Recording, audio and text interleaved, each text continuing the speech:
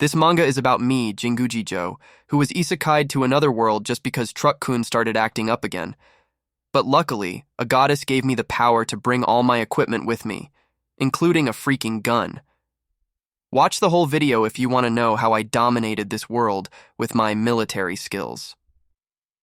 The title of my story is Bocchi Jieikan no Isekai Funsenki. Now, it's showtime. Jinguji found himself questioning whether he was already dead. But then he realized that time had just come to a halt.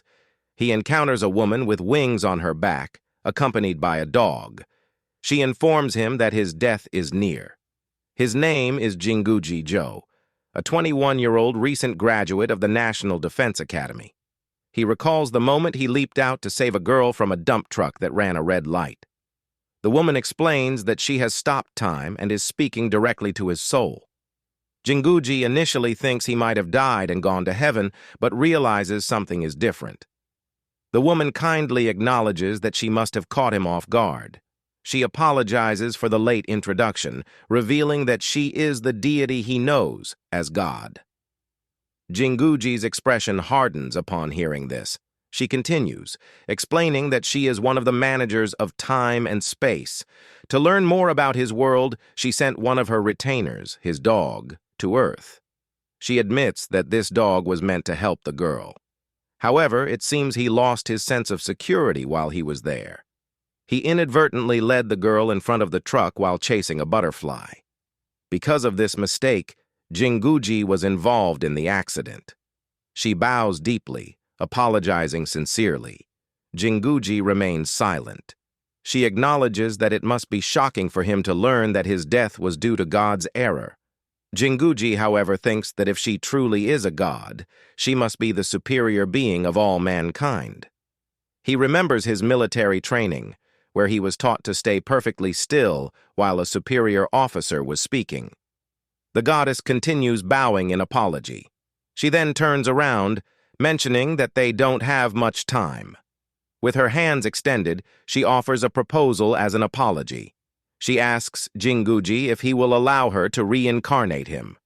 A human-like figure appears in her left palm and earth in her right. She promises to create an exact copy of his body, soul, and memories and transfer them to a different world under her management. But time is running out for this process. Once time resumes, it will be impossible to transfer his living body. She explains that her authority can't hold time still for long. She doesn't want Jinguji's life to end this way and asks if he will accept her offer. He takes a deep breath. Jinguji then loudly asks the goddess a question, surprising her. He wants to know if it's impossible to perform this reincarnation in his original world. She, looking resigned, explains that once death is confirmed, it cannot be reversed in the same world. She apologizes, admitting that it's beyond her authority. Jinguji raises another question. He asks if there's any way to communicate with his family or friends after reincarnation. She regretfully informs him that this isn't possible. She explains that the world they are heading to is entirely different. She asks him to understand that he won't be able to see them again. As images of his loved ones flash through his mind, Jinguji bites his lip and asks one final question. He wants to know if the girl in front of the dump truck will survive. The goddess's eyes widen slightly at his question. She smiles, assuring him that thanks to his actions, the girl is safe and uninjured. He salutes her, a confident smile on his face, and requests to be reincarnated into the new world. She thanks him for his decision. She then tells him that to survive in this new world, she will grant him her blessing. He asks if this is a blessing from the goddess. She confirms and tells him she will give him new power. She urges him to remember what she is about to tell him before reincarnation. As soon as he reaches the new land, Jinguji wonders if he's truly in another world. He looks ahead and sees a statue of the goddess. He wonders if he's in a temple. The statue, however, has no arms. He checks his arms and realizes they feel no different, questioning whether this is truly a copied body. It feels as though he's been instantly transported to a different place. He notices movement nearby. He thinks there might be something there. As he looks around, he sees a pathway. He reasons that if he follows it, he might reach a village. He remembers the goddess's blessing. He knows that if he wants to make it through the forest, he'll need equipment. He raises his hand and summons a Type 89 5.56mm rifle. He realizes this is his inventory, an ability granted by the goddess. Apparently, this ability allows him to store and retrieve items at will without limit. In addition, the goddess said she gave him something he should have had before he died. He exhales in relief, reassured as he looks at the rifle in his hands. It worked. This was the equipment he was supposed to receive once he was assigned to his post. He completes his gear by putting on the helmet, standard issue for the ground self-defense force. Looking up, he salutes the statue of the goddess. He thanks her for her assistance, vowing to make the most of this new life she's granted him. He recalls his interview as a recruit. They had asked him why he wanted to join the self-defense forces. He had responded that he wanted to be someone who protects lives, someone who shields the innocent. As a self-defense official with the power he'd gain, he believed he could save more lives. That's why he's glad he acted swiftly, saving a life back then. If that's how he died, he has no regrets. But it's still not enough. Wherever he is, no matter how many times he's reborn, he knows he can still do it. He can still protect someone. Suddenly, he sees a light and realizes it's the exit. A distant scream reaches his ears, and he starts running. A giant ogre had attacked a carriage, gripping one of the horses in its hand. It takes a bite, tearing the flesh apart. Belle, lying on the ground, prays desperately for the creature not to come near her again and again. A man nearby shouts at her to get up. That's when the ogre's eyes lock onto her. It brings its head close to her, licking her face. The man curses, drawing his sword, yelling that he won't make it in time. Belle shuts her eyes in terror. Just as the ogre extends its hand toward her, before anyone can react further, a bullet strikes its hand, severing 2 fingers. The next shot hits the ogre in the head. Belle looks up in surprise as Jinguji kneels before her, asking if she's all right. He offers his hand, telling her to take it. She blushes, reaching out to take his hand. But then she pulls back in fear. The shadow of the ogre looms over them, and she screams for him to watch out. As the ogre closes in, ready to strike, Jinguji swiftly turns and stabs it in the eye with his gun. He briefly muses about the kind of world this is, where giant demons attack people. But no matter what kind of world he's in, he grips his gun, assuring her that it's okay and promising to protect her no matter what. He turns to her with a confident smile, telling her she'll be completely safe. She watches him, standing between her and the bleeding monster. Jinguji Joe curses as he flicks his gun, realizing that a few rifle bullets won't be enough to bring it down, but he still aims at the creature. He's determined to find out what he can accomplish in this world. Jinguji Joe shoots the ogre in the head, feeling a brief moment of satisfaction, but then he notices that the ogre isn't alone. There are more of them. He quickly fires another round at the approaching ogres, warning them not to underestimate the power of a Type 89 rifle. As the bullets hit their marks, the ogres start to fall, and Joe thinks it's working. If he focuses on headshots in full auto, he can take them down. He spots the last ogre standing and tells himself it's just one more. But suddenly, the ogre vanishes from his sight. It lunges at him, and Jinguji Joe steels himself, trying to aim, but realizes he won't make it in time. Before the ogre can reach him, it's struck by an arrow and a sword in midair. Jinguji Joe, shocked, turns around. He sees a man with long hair shouting that he'll help him out, telling Joe to do that thing with his rifle again. The ogre, now enraged, pulls out the arrow and sword embedded in its body. Jinguji Joe thanks the man, noting with some surprise that they're speaking in Japanese. He recalls the goddess telling him during her blessing that he would be able to communicate normally. Joe raises his rifle and takes aim at the ogre. But the magazine is empty. He's out of bullets. Joe mutters to himself, realizing just how intense this world is. With the immediate threat neutralized, he wipes the blood off his face with his thumb. That's when he notices Belle on the ground. He's confused for a moment, realizing that in the rush to help her, he hadn't noticed earlier that this girl has bunny ears. Belle hesitantly tries to thank him, but before she can finish, the man who helped Joe slaps him on the back in excitement, exclaiming that what he did was incredible. He keeps patting Joe's helmet, amazed at what he believes to be explosive magic. He says he's never seen anything like it. The woman who shot the arrow awkwardly laughs while holding Belle in her arms, mentioning that the leader got a little too excited. Their chatter is interrupted by a voice coming from the carriage. The voice asks if it's safe to come out now.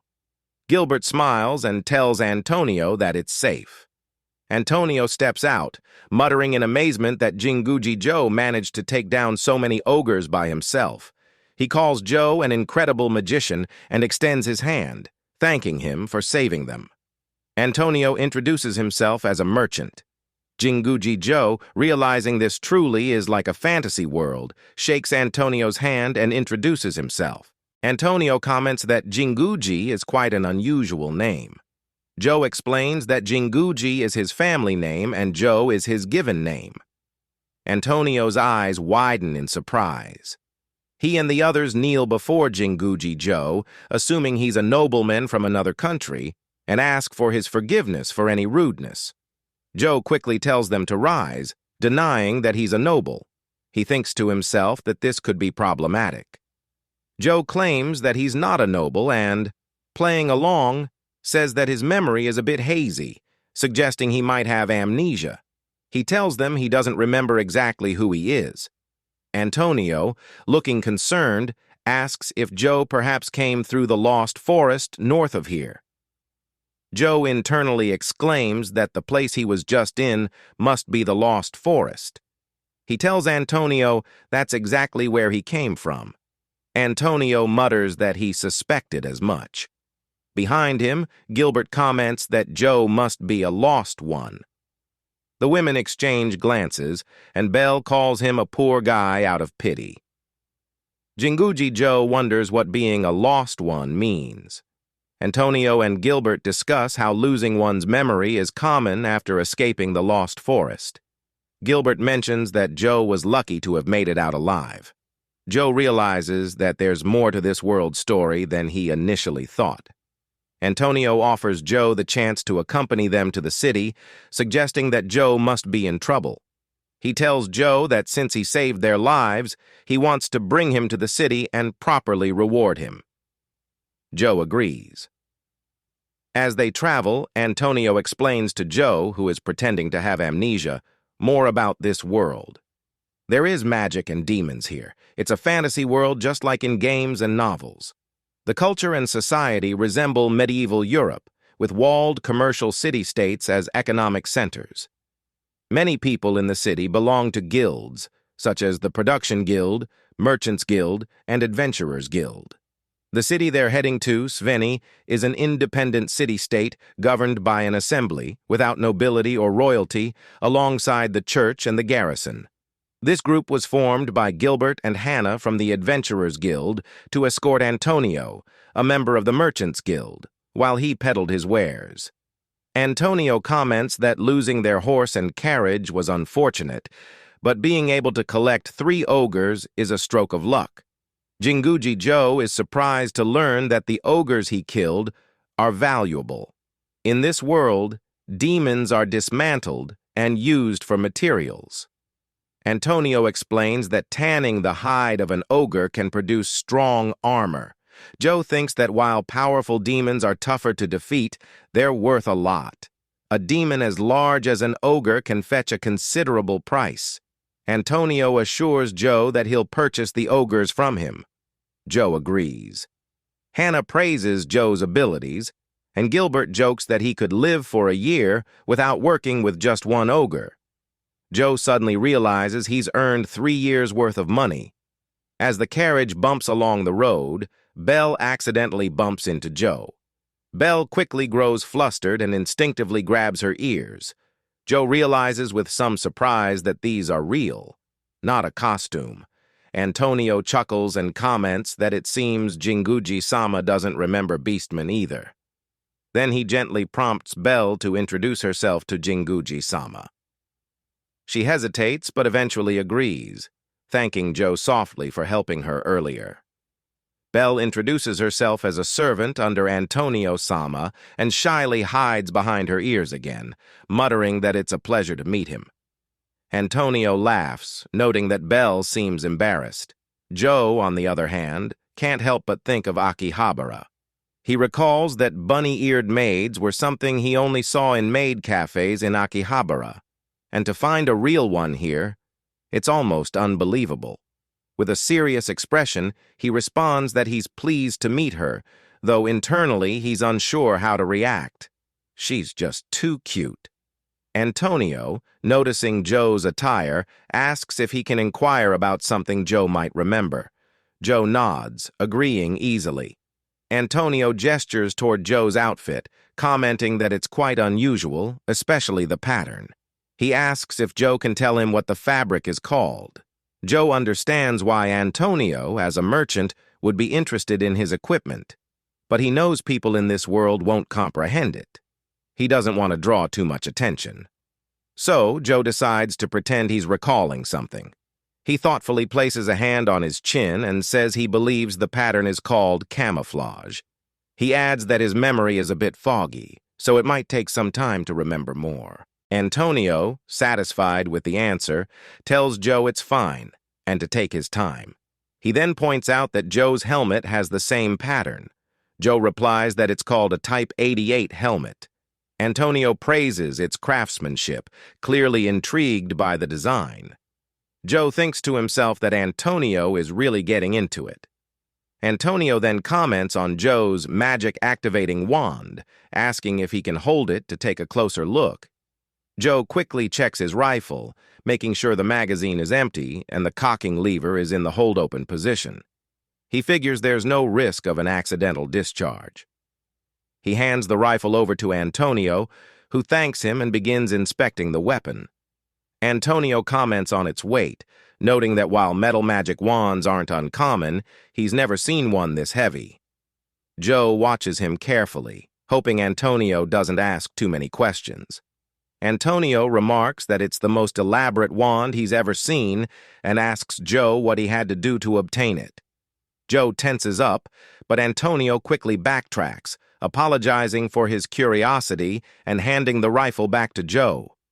Antonio explains that for a lost one, like Jinguji-sama, such an item must be very important. He laughs awkwardly, admitting that he has a bad habit of getting overly excited when he sees something unusual in the market and apologizes again for his rudeness.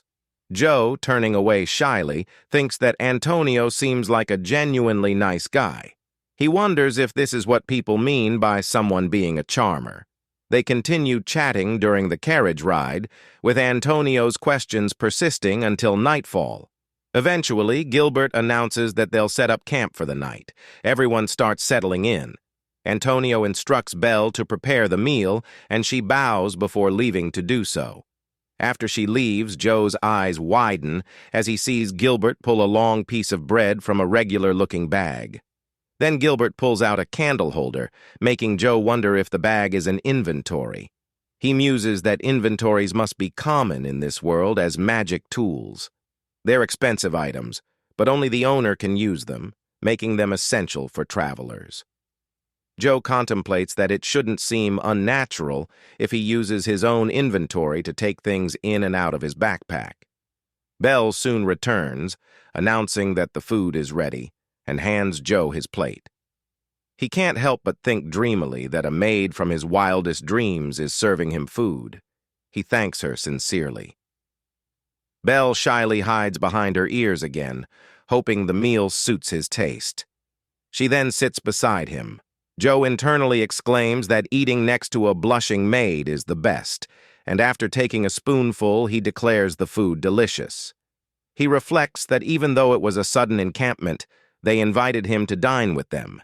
He feels like he should share in return. So Joe offers to share some of his portable food supply with them. Antonio asks if he's sure. Jinguji assures him it's fine. Thanks to the goddess, he can take out supplies once a day. During the goddess's blessing, she explained that his inventory would replenish itself daily with items from his previous life. However, items from this world wouldn't be replenished. Those were the conditions.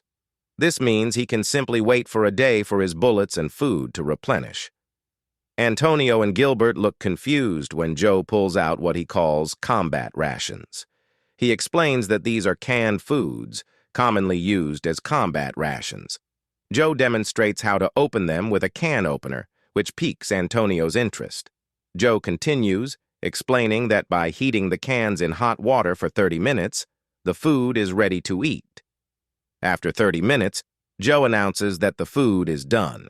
He presents the combat rations, canned chicken and rice, canned rice with 5 mixed ingredients, and canned white rice. The side dishes include canned wieners, canned beef with vegetables, and canned hamburgers, along with pickled radish. Joe invites them to share and enjoy the meal. The group looks at the canned food with amazement. Antonio compliments the aroma, while Gilbert asks about the little puffy things. Joe explains that it's cooked rice made by boiling it. Belle, serving herself, happily comments that it looks delicious.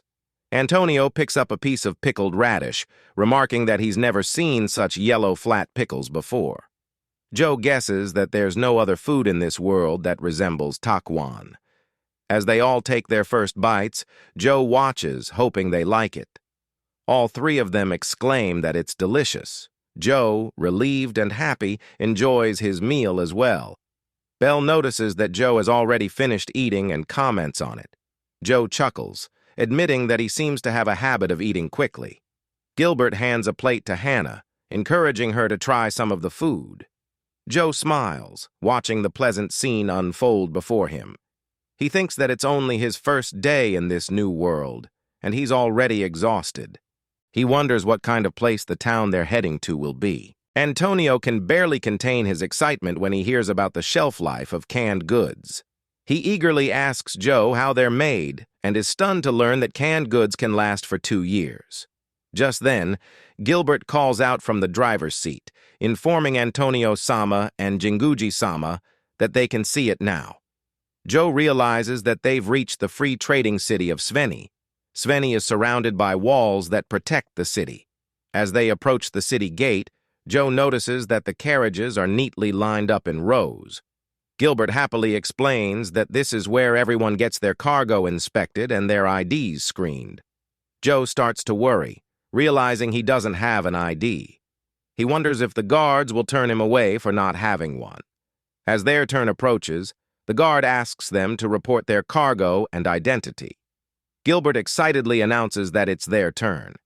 He calls out to Amanda, a beautiful lady in front of them. She smiles, reminding him not to hold up the line by fooling around. He laughs and apologizes, then mentions that they're carrying the body of an ogre this time. Amanda is surprised. Gilbert urges her to take a look, and when she sees the ogres in the barrels, she's amazed, especially that one person managed to take them down alone. Gilbert grins and playfully grabs Joe by the shoulders, teasing him about Amanda's surprise. Joe notes that Gilbert seems to be having a lot of fun. Then Gilbert asks Amanda if she's confirming their identities next. He pulls at the pendant around his neck, and Joe immediately recognizes it as a dog tag. Gilbert states that he is Gilbert, an adventurer, and has no criminal record. Amanda confirms his identity. She then turns to Antonio and Joe for their IDs. Joe, realizing he might be able to use something from his world, pulls out his stainless steel dog tag from the ground self-defense force, showing his name, ID number, and blood type. Amanda examines it for a moment before confirming Joe's identity and welcoming him to the free trading city of Sveni, since it's his first time there. Gilbert comments that Joe must be a metal ranker, which makes sense given his powerful magic. Joe, confused, asks what a metal ranker is. Gilbert explains that guild members are ranked based on their abilities and achievements. Antonio adds that a metal ID is only issued to those above a certain rank. Gilbert then shows off his own dog tag, continuing to explain the ranking system. Antonio is in the upper third rank, while Gilbert and Joe are in the lower first and lower third ranks, respectively. Joe acknowledges that both of them are his superiors. Joe reflects on his previous life, recalling that he was a first sergeant in his world and had been promoted twice. Gilbert suggests they all have a drink with Hannah sometime. As they head to the Adventurers Guild to report the completion of their request, Joe follows Antonio to the Merchants Guild Hall. Antonio mentions that he has some business to take care of at the Guild Hall. As they enter the building, two ladies warmly welcome Antonio-sama. He greets them back, introducing Joe as his guest, and asks if they can take him to the back. The ladies bow to Joe. One of the women, with short hair, politely informs Joe that weapons are not permitted inside the building. She apologizes for the inconvenience and requests that he refrains from using his cane. Joe feels embarrassed, realizing he's being watched by two beautiful women. During his time at the National Defense Academy, Joe's exposure to women was minimal, with less than 10% of the students being female, so his immunity to such attention has slipped away. He quickly agrees to their request. Belle, noticing the interaction, excuses herself, saying she'll go prepare some tea. Joe watches her curiously as she leaves, but Antonio calls him over, reminding Joe to follow him. Once they reach their destination, Antonio invites Joe to take a seat. Joe looks around the room, impressed by its grandeur. He begins to suspect that Antonio-san might be a very important person. There's a knock on the door, and Antonio invites them in. An elf enters the room. Joe immediately notices her ears. He thinks that maybe elves really do exist in this world, and it turns out they do. Her gaze briefly meets his before she turns back to Antonio, mentioning that his late arrival had them worried. Antonio chuckles and apologizes for causing concern. He excitedly shares that he genuinely thought he was going to die this time because they were attacked by 3 ogres. The elf woman anxiously repeats, "3 ogres?" But Antonio reassures her, saying there's no need to worry because Joe-sama here killed the ogres and he's unharmed. She looks at Joe again, her gaze lingering longer this time, as if assessing him. She then asks, seemingly puzzled, if this is the man. Joe wonders if she's wary of him, thinking that his appearance must be unusual enough to warrant such a reaction. It feels odd to him when a beautiful woman stares at him as if judging him. Her gaze should be cold, but for some reason, Joe feels his resistance to women growing stronger. Despite her fixed stare, Joe doesn't lift his eyes to meet the elf woman's gaze. Suddenly, Belle enters with a trolley, cheerfully announcing that she brought some tea. The elf woman immediately embraces Belle, wrapping her arms around her. Belle looks startled. The elf woman expresses relief, saying she's so glad Belle is safe and asks if she's hurt. Belle hesitantly assures her she's fine. Joe watches them, and for some reason, seeing this makes his heart swell too. His emotions are at their peak now. The elf woman turns to Belle and asks if it's true that this man saved her. Belle, flustered and shy, confirms that Joe did save her. The elf woman looks unimpressed. She bows to Joe and apologizes for the delayed introduction. She introduces herself as Eldra, vice president of the Sveni Merchants Guild, and thanks him for saving President Antonio and Belle.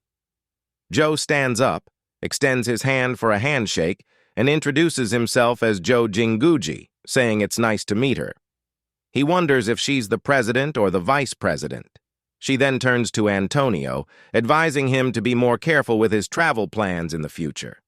Antonio laughs and apologizes. Joe looks at Antonio, puzzled.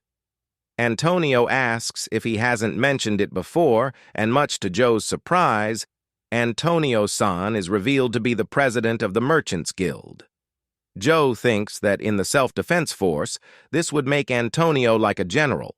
He realizes that Antonio-san must have deliberately kept this information quiet and apologizes for the late introduction.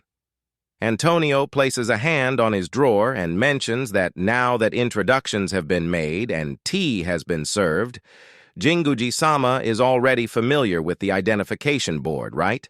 He pulls out a similar board. Joe nods, saying yes. Joe recalls that Amanda-san had one as well. Antonio is trying to uncover the identity of Jinguji, who is pretending to have amnesia. He uses the identification board to track where Joe's dog tag is registered. Joe wonders what a dog tag from his original world would reveal. Antonio examines the board and exclaims, "Here it is." He says that Joe is from the country of Azuma. Joe looks at him questioningly. The elf woman answers for him. She explains that Azuma is an island nation located far to the east of the continent they're on. She takes a sip of tea and continues, saying that when she sees Jinguji-sama and hears about the country of Azuma, it reminds her of the hero Kojiro from the last Great War. Joe slowly processes this information as she goes on, saying that Jinguji-sama is a lost one. She explains that about 80 years ago, there was a war of aggression by the Demon King and his demon army, where the demons suddenly attacked all the other races simultaneously. And the hero who emerged unexpectedly during that war was Kajiro-sama. With Kajiro-sama's help, the outnumbered resistance forces were finally able to defeat the Demon Lord's army. After the Great War, Kajiro-sama left on a journey to find his homeland. At the end of his journey, he founded the country of Azuma. She adds that from what she's heard from the elves who fought in the Great War, Kajiro-sama's appearance is strikingly similar to that of Jinguji-sama. The surroundings remind Joe of Japan and his original world. He muses that, if it was Japan 80 years ago, that must mean, Eldra continues, explaining that they couldn't find any other clue besides the country of Azuma. She apologizes to Joe, saying she wishes she could be of more help. Joe feels a pang of guilt inside, knowing he's hiding the truth. She then suggests that the stories about Kajiro-sama and the country of Azuma might hold the key to uncovering Jinguji-sama's identity. Eldra mentions that someone in the elven village might have more information and offers to write a letter. She promises to update him when she learns more. Joe agrees, eager to learn more about Kajiro and Azuma, deciding to rely on Eldra-san for this information. Belle bows to them and takes her leave. Antonio lets her go. Joe, curious, asks Antonio where Belle is headed. The president replies that he sent her on a small errand. They both watch as she departs. Antonio then notes that it's almost lunchtime. He asks Joe if there's any food he doesn't like. A servant greets Antonio warmly, thanking him for coming. Joe looks around and realizes they're in a high-class restaurant.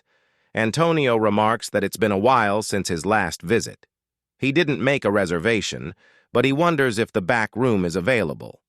The servant reassures him that they're always ready to accommodate him. Joe is internally amazed at the VIP treatment Antonio receives. Joe watches as Antonio and the elf woman take their seats. Eldra runs a hand through her hair and mentions that there's some wine that arrived this morning from a Western winery. Antonio, excited, says that they always produce a good batch, and they could go with that. He turns to Joe, asking if he's okay with alcohol. Joe eagerly agrees, saying he'll have some. Antonio is pleased, noting that many young people these days don't drink. In Joe's mind, the correct response to a superior's offer is always a resounding yes or gladly. Antonio comments that it might be a bit early, but it should be fine.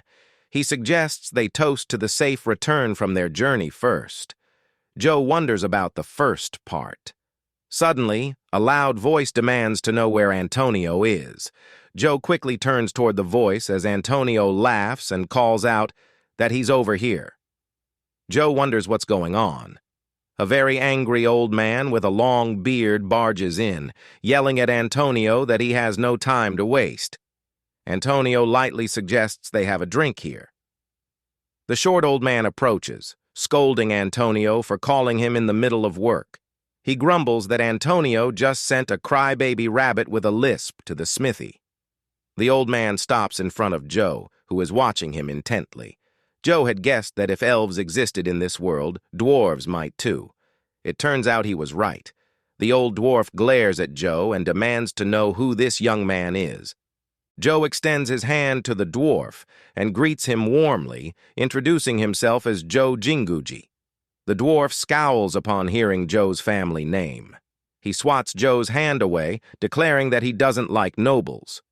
Joe's first thought is that dwarves are quite cranky. Antonio lets out a light-hearted laugh, trying to ease the tension. He calls out to Tendardono and begins to explain about Joe. The dwarf seems slightly apologetic once he realizes that Jinguji-sama is a lost one. He apologizes for his earlier behavior, and Joe quickly notes that dwarves are straightforward and honest.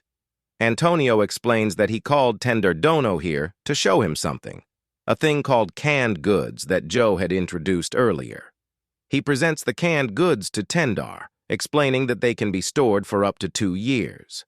The dwarf examines the can, repeating the information, and remarks that it can last for 2 years. Antonio continues, asking if they could create something similar, and inquires whether Tendar thinks it's possible. Tendar looks slightly offended by the question. He grabs the canned goods from Joe's hand. Antonio chuckles at his reaction and calls for more wine to be brought. After the meal is served, the dwarf repeats the steps Joe explained. He mutters to himself, "First, seal the cooked food in a steel container, and second, remove the air." He asks Joe if that's correct. Joe confirms it and adds that this method reduces bacterial growth. The dwarf takes a swig directly from the bottle and asks how to remove the air.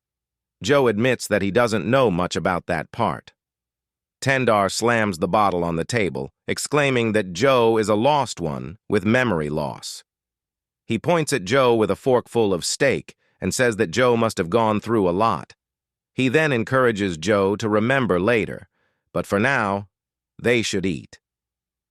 Joe happily notes that dwarves are kind-hearted.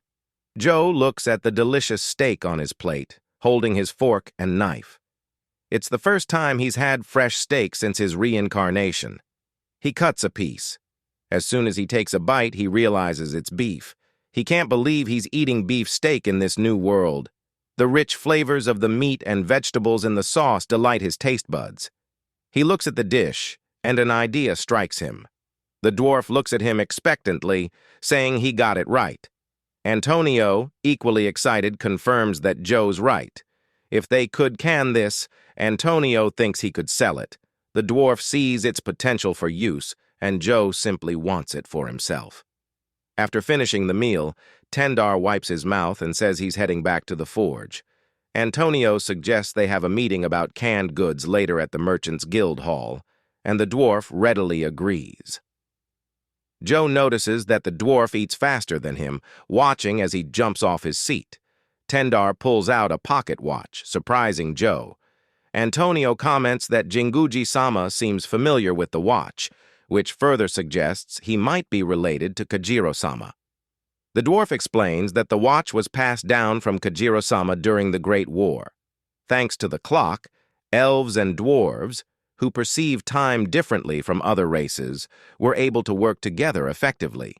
Antonio adds that the watch Tendar has is an exact replica from that time. In addition to standardizing time, Kajiro-san also established uniform units of weight and length in this world. Kajiro-san changed the course of the war not just through his strength, but also by altering their tactics. Later, at the meeting place, the dwarf arrives and apologizes for being late.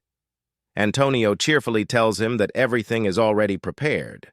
Tendar examines the draft and suggests that since iron conducts heat, they can heat the cans in hot water. Antonio, excited, says Tendar will be surprised by how tasty it is inside. However, Joe reminds him that this is actually canned food they haven't tasted yet. Antonio looks even more excited at that. The canned combat ration Type 1 curry is ready to be served. Antonio asks Joe what kind of dish it is.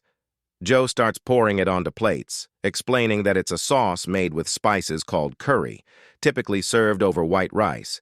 Antonio, rubbing his chin, says he's never seen anything like it, but the aroma is definitely appetizing. Meanwhile, Eldra looks less than thrilled with the arrangement. After serving, Joe invites them to enjoy their meal. Both men take a bite and enthusiastically comment on how delicious it is. Joe is pleased that they like it. However, he notices Eldra staring at her spoonful of curry rice as if it's the most unappetizing thing in the world. He watches her carefully as she forces herself to take a bite. Concerned, he asks her how it is.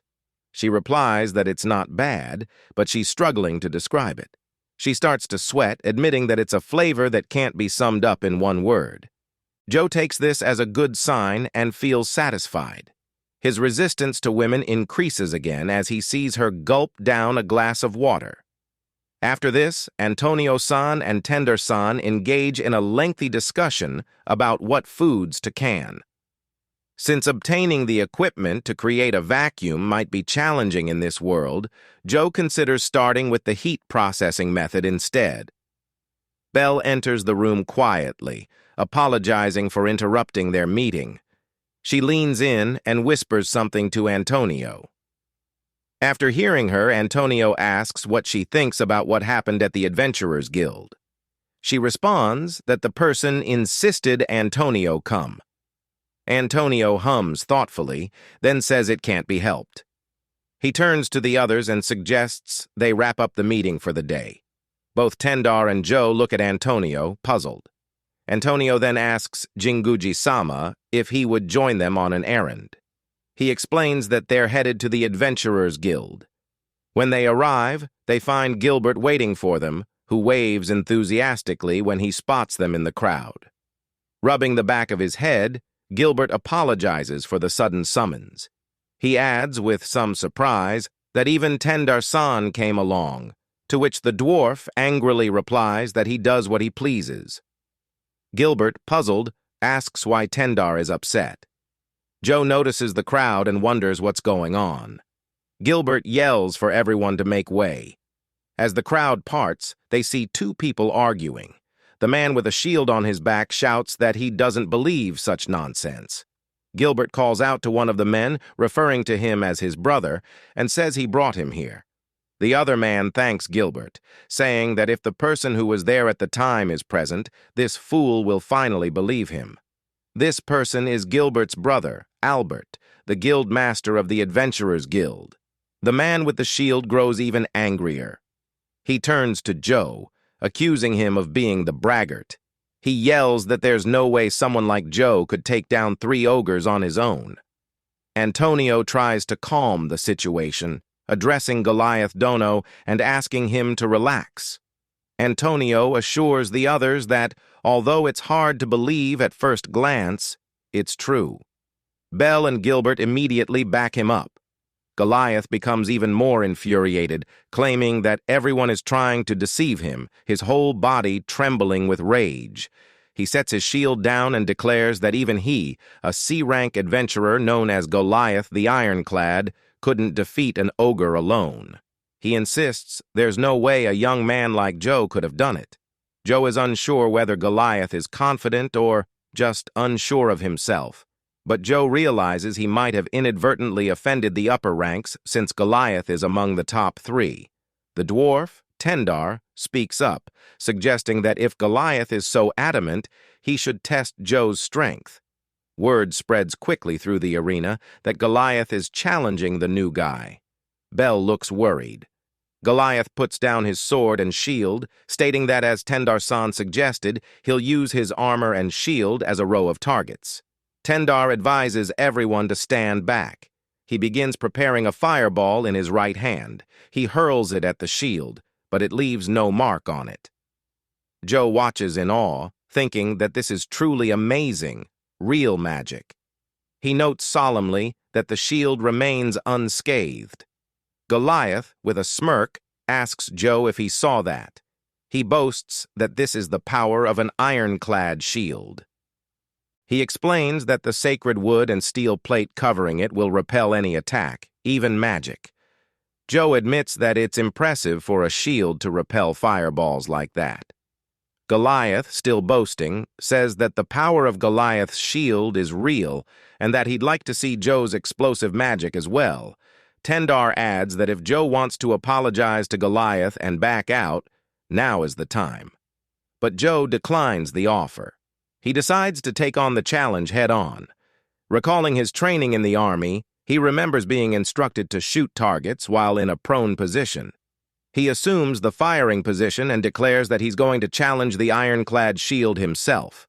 Goliath grows puzzled when he sees Tendar covering his ears and asks the dwarf what he's doing. Tendar calmly replies that the young man, Joe, had advised him to cover his ears before Joe performed his explosive magic. Joe takes aim and fires his rifle. The shield begins to spin wildly before crashing to the ground, completely shattered with multiple holes punched through it. Goliath's mouth hangs open in shock. Gilbert wears a satisfied grin, while Albert shares the same stunned expression as Goliath. Everyone else in the arena stands frozen in disbelief. Tendar repeats, as Joe had warned, that it was wise not to make Goliath the target. Joe sighs, rises to his feet, and checks his rifle, noting that he's out of ammo. The crowd in the arena finally erupts into cheers. Gilbert mutters that it seems everyone is now convinced of Joe's power. Goliath mourns the loss of his shield, but the dwarf pats him on the back. Tendar tells him to bring the shield to his workshop later, adding that the repairs will be expensive, though. Tendar-san then calls out to Joe. He comments on how interesting Joe's machine gun is. Joe realizes that Tendar-san seems to have some knowledge about firearms. The dwarf, noticing Joe's tense posture, reassures him not to worry. He says he'll keep referring to it as explosive magic. In return, Tendar asks Joe to share his story later. Joe can't help but note once again that dwarves are indeed cunning. Albert gives Joe a hearty slap on the back, just as Gilbert had done when they first met. He exclaims that what Joe did was amazing. He continues patting Joe's helmet, expressing that he's never seen explosive magic like that before. Gilbert laughs, teasing that his brother got too excited. The elf lady, Eldra, notices that Belle is still holding her ears, and gently tells her she can let go now. Belle slowly releases her hands from her ears. She then spots a woman leaping over the walls of the arena and calls out in confusion, "Anchan?" Anchan lands gracefully and immediately approaches the guildmaster, Albert, with urgency. Albert asks her what's going on. Panting heavily, Anchan announces that there's a serious problem near the northern village. She reports that a wyvern has appeared near her hometown. Albert, concerned, asks if she's certain. Anchan confirms it, explaining that a messenger from the village arrived at the guild just moments ago. She turns to Joe, clutching his arm, and pleads with him, saying that if it's him, if it's the man who performed the explosive magic earlier, she's sure he can defeat the wyvern. She begs him to come to her village immediately, pounding her fists against his chest in desperation. Albert tries to calm her down while gathering more information about the northern village. He shouts orders to his men, telling them to return to the guild and request a guard dispatch as soon as possible. Joe, still trying to understand the situation, asks Tendar-san what a wyvern is. The dwarf looks down, explaining that a wyvern is a small dragon. He adds that wyverns are the smallest of the dragon species, but they fly fast. Their scales are as hard as steel, and most troubling of all, they love to eat people.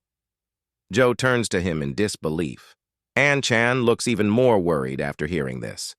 Albert continues issuing commands, calling for all metal-ranked adventurers to participate in the wyvern hunt and all leather-ranked mages to join in as well.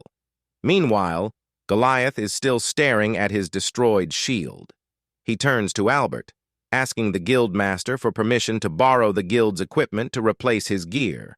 Albert readily agrees, telling him to take whatever he needs. Joe, feeling a pang of guilt, apologizes to Goliath for destroying his shield with the attack. Goliath glances at Joe for a moment before turning away, saying it's not Joe's fault. After all, Goliath was the one who initiated the challenge. Goliath asks if Joe is coming along and says he'll be counting on him. Under Albert San's command, a subjugation team is quickly assembled. Joe observes the scene, noting how disciplined and organized everyone becomes in an emergency, much like the military. Gilbert asks his brother how they'll reach the village. Albert replies that during the day, the fastest route is to take a swift horse along the city road. As they continue discussing, An-chan interrupts, urging them to hurry and head out immediately. Albert tells her to wait, pointing out that the sun is already setting. He explains that even city roads are dangerous at night due to demons, and even with horses and night vision, it's risky to travel in the dark. Albert concludes that if they can't find a safe route, they'll need to leave early in the morning. An-chan, distressed, cries that they can't wait and must help the village as soon as possible. She clenches her fists and mutters that their village was attacked by a wyvern once before. She recounts how her brother and friends were attacked back then. She breaks down, saying she doesn't want to see that happen to anyone else again. Joe, determined, makes up his mind. He calls out to Albert San and Gilbert San, telling them he'll head to the village ahead of the group. He assures them that he can avoid the demons and that he'll make it through the night faster than any horse. Gilbert turns to President Antonio, asking if Joe is serious about this. President Antonio, intrigued, responds by saying he's eager to see what kind of tricks Jinguji-sama has up his sleeve. An-chan, excited, trails behind them, catching their attention.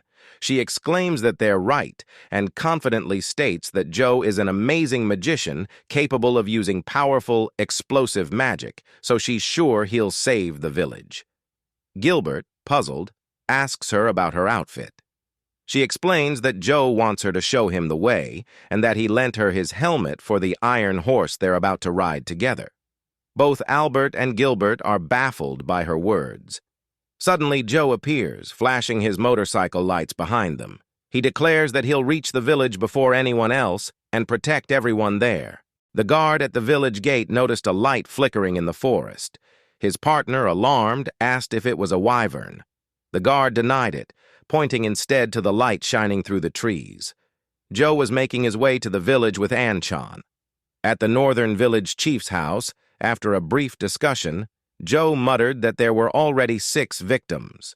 The village chief, Lot-san, informed him and An-chan about the current status of the wyvern attacks.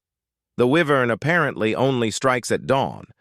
However, that doesn't mean it won't attack at night, and the villagers have been losing sleep because of the constant threat. Joe noticed that An-chan had grown tense with worry. He placed a comforting hand on her head, assuring her that everything would be all right. Joe then turned to Chief Lot, requesting more information about the wyvern's behavior. After the discussion, Joe and An-chan took up watch at the outpost. Joe used his binoculars to survey the area while An-chan remained quiet, her gaze downcast. He suggested she eat dinner. Joe reminded her that they would take turns keeping watch, and if she stayed nervous all the time, she wouldn't be able to act when the moment came. An-chan tried to protest, but her stomach growled just then. Joe chuckled, commenting that she must be hungry. He handed her some food, and An-chan looked at him curiously, asking what it was. Joe explained that it was katsudon, his favorite dish. In addition to his GSDF equipment, it seemed the goddess had also placed some of his personal belongings from before his death into his inventory. An-chan marveled at the warm meal, saying that she'd never smelled anything like it before. After eating, she happily declared that it was delicious. Joe noticed that Anne had calmed down and began opening up to him about her past. She told him that her parents had died when she was young, leaving her and her brother to fend for themselves in the village. After losing her brother, An-chan decided to become an adventurer. She hugged the bow she carried, explaining that it had belonged to her brother and that if she could defeat the wyvern with it.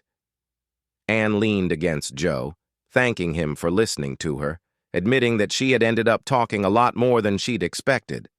As she closed her eyes, a warm thought crossed her mind. Being with Joe somehow reminded her of her brother. Joe suddenly shouted, snapping her out of her slumber. Anchan quickly stood and joined him. In the distance, a dragon-like figure soared over the village. Joe asked if that was the wyvern. He told Anchan to get ready, and they prepared to execute their plan. Joe waited for the wyvern to approach, his rifle poised. According to the chief's information, there was only one wyvern. When it targets people for attack, it flies in a straight line. The wyvern swooped down toward Joe, who aimed carefully. Just as the chief had mentioned, the wings were the creature's weakest spot, unprotected by scales. Joe fired at the inside of the wyvern's wings, hitting his mark. The wyvern crashed to the ground, but managed to rise to its feet again. Joe guessed it must be from the wind pressure. The wyvern screeched in pain as an arrow struck its eye. Anchan stood nearby, her bow drawn. Seizing the moment, Joe launched his mini-missile launcher at the wyvern. The missile hit its mark, detonating with a massive blast that took out the wyvern in an instant. As the smoke cleared, Anne cautiously uncovered her ears and called out to Joe in concern. Joe stood over the wyvern's body, his foot planted firmly on its head. Not far from the battle site, Gilbert commented on the size of the explosion. One of the others cursed under his breath, lamenting that he had missed it. Members of the Adventurers Guild arrived shortly after the wyvern's defeat. It seemed they had set out just before sunrise and taken the shortest route. Tendar, the dwarf, was furious as he asked Joe why he couldn't wait for their arrival. Joe, sensing Tendar's frustration, thought to himself how dwarves can be selfish, but kept his thoughts to himself. Joe walked over to Goliath, calling his name to get his attention. He offered Goliath some of the materials he had gathered from the wyvern, asking if Goliath could use them to repair his shield. Goliath's face lit up instantly. He practically leapt for joy. Joe couldn't help but think that Goliath-san was unexpectedly cheerful, and he was glad he had followed Tendar-san's advice before leaving. Tendar chimed in, reminding them that the repair costs would still apply. Gilbert turned to Anchan, telling her how amazing she was, and playfully remarked that her arrows had scared the wyvern. Anchan laughed, pleased with the compliment. Gilbert added that if they returned to the guild and got his brother's approval, Anchan could be promoted to leather rank. Joe gave her a supportive pat on the back, saying that he would vouch for her. He also shyly offered her the helmet as an early present. She smiled and accepted it. That evening, Joe returned to Sveni and was invited to President Antonio's house. President Antonio thanked him for his hard work in taking down the wyvern. As they walked together, Antonio requested that Joe make himself at home for the night. After his reincarnation, Joe had grown accustomed to staying up all night on guard duty. That's why he feels especially grateful for the comfort of this nice bedroom. As he's settling in, Belle calls his name, prompting him to turn toward her, curious. With her head bowed, she quietly informs him that the bath has been prepared. Joe smiles warmly and thanks her for the bath. He slips into the giant tub filled with steaming water, feeling immense gratitude for this moment of relaxation. As he leans back and closes his eyes, he reflects on how, despite being in a world filled with monsters, his GSDF equipment somehow still functions. He never imagined he'd have the chance to protect someone after his death. He wonders if the girls he's met feel the same way about protecting others as he does. His thoughts are suddenly interrupted when Belle pulls him back to the present. He turns to see her standing in the bathroom, wearing nothing but a towel. With a shy voice, she asks if she can wash his back. At first, Joe's mind races with excitement at the idea of being cared for by a maid, but he quickly pulls himself together, realizing this might not be such a good idea. Belle gently urges him to come closer. Joe thinks to himself that no amount of equipment or training could prepare him for this situation. Belle continues to wash Joe's back, though he finds it difficult to think clearly. He catches a pleasant scent, something beyond the soap, and mentally scolds himself for allowing her to help him with this. He steps back, takes the towel from her, and says he'll handle it himself. But in his embarrassment, he grabs the wrong towel. Belle tries to tell him it's hers, but he pulls it away too quickly, unintentionally exposing her. She lets out a surprised scream, and he quickly apologizes. Later, lying in bed, Joe reflects on his day. From battling the wyvern to bathing with Belle, he thinks to himself that it's been another day full of surprises. As he turns on his side, he realizes how exhausted he is. In his dreams, a familiar dark-haired girl named Hitomi appears, calling him Joe-kun and encouraging him to do his best. A tear slips down his cheek as he whispers her name. Walking around the estate with a towel around his neck, Joe notes it has been a few days since that incident. He's been staying at President Antonio's house since then. He encounters two beautiful women who greet him with equal respect and a bow, and he returns their greeting. He reflects on how polygamy seems common in this world, not just with Antonio. As a Japanese man, this concept surprises him. He realizes these women are Antonio's first and second wives. Belle approaches, and Joe turns to greet her, but they both fall silent, making things slightly awkward. Joe suggests they leave, as today they're visiting the production guild to check on the canning operation's progress. Since Antonio is busy, he has asked Joe to take Belle with him. Surrounded by a pile of paperwork, Antonio had said he'd love to go but couldn't. Antonio hands Joe two cans. One is the sample he provided, and the other is the prototype made by the guild. Holding the cans, Joe is impressed, noting he can't tell the difference and admires the clever technique of sealing with overlapping plates. He comments that they'll test the cans by adding food, heating it, letting the air escape, then sealing with wax to create a vacuum. Joe is impressed with the dwarf's speed in making this. The dwarf then tells Joe with a serious tone that he won't work for free. Joe, equally serious, assures him he understands. Later, the dwarf crashes into a wall while trying Joe's motorcycle. Emerging from the rubble, he declares it's challenging. It's clear that Tendar-san has a fascination with Joe's motorcycle and frequently asks to test drive it, though he always crashes. Joe marvels at the dwarf's resilience and notices the bike's suspension has bent. He's relieved he can summon a replacement if needed. Anchan greets them cheerfully, mentioning Belle's presence. She rushes over, saying she heard from the Merchants Guild that he was headed to the Production Guild. She then excitedly reveals an ID made from wyvern scale with a leather cover. Joe wonders aloud if she's been promoted to a leather ranker. Belle praises her, and Anchan laughs proudly, showing off the ID made by Tendar-san. The dwarf suddenly appears, reminding her she still hasn't paid him. She hesitates, asking if she can pay later, and he agrees without issue. Relieved, Anne wonders how much it will cost her, while Joe thinks to himself that Tendar's silence probably means he doesn't plan on charging her. He realizes dwarves can be shrewd. Meanwhile, Tendar privately considers the cost he incurred for the work. Belle asks Anchan if she has shown her ID to the director, and Anchan shyly replies that she's just about to. She suggests that Joe and Belle accompany her. Both Belle and Anchan grew up in the same orphanage, which is managed by the church. The director, Bishop Margaret, was their guardian, and she is currently bowing deeply to Joe. Joe asks Bishop Margaret to raise her head, but she insists she cannot.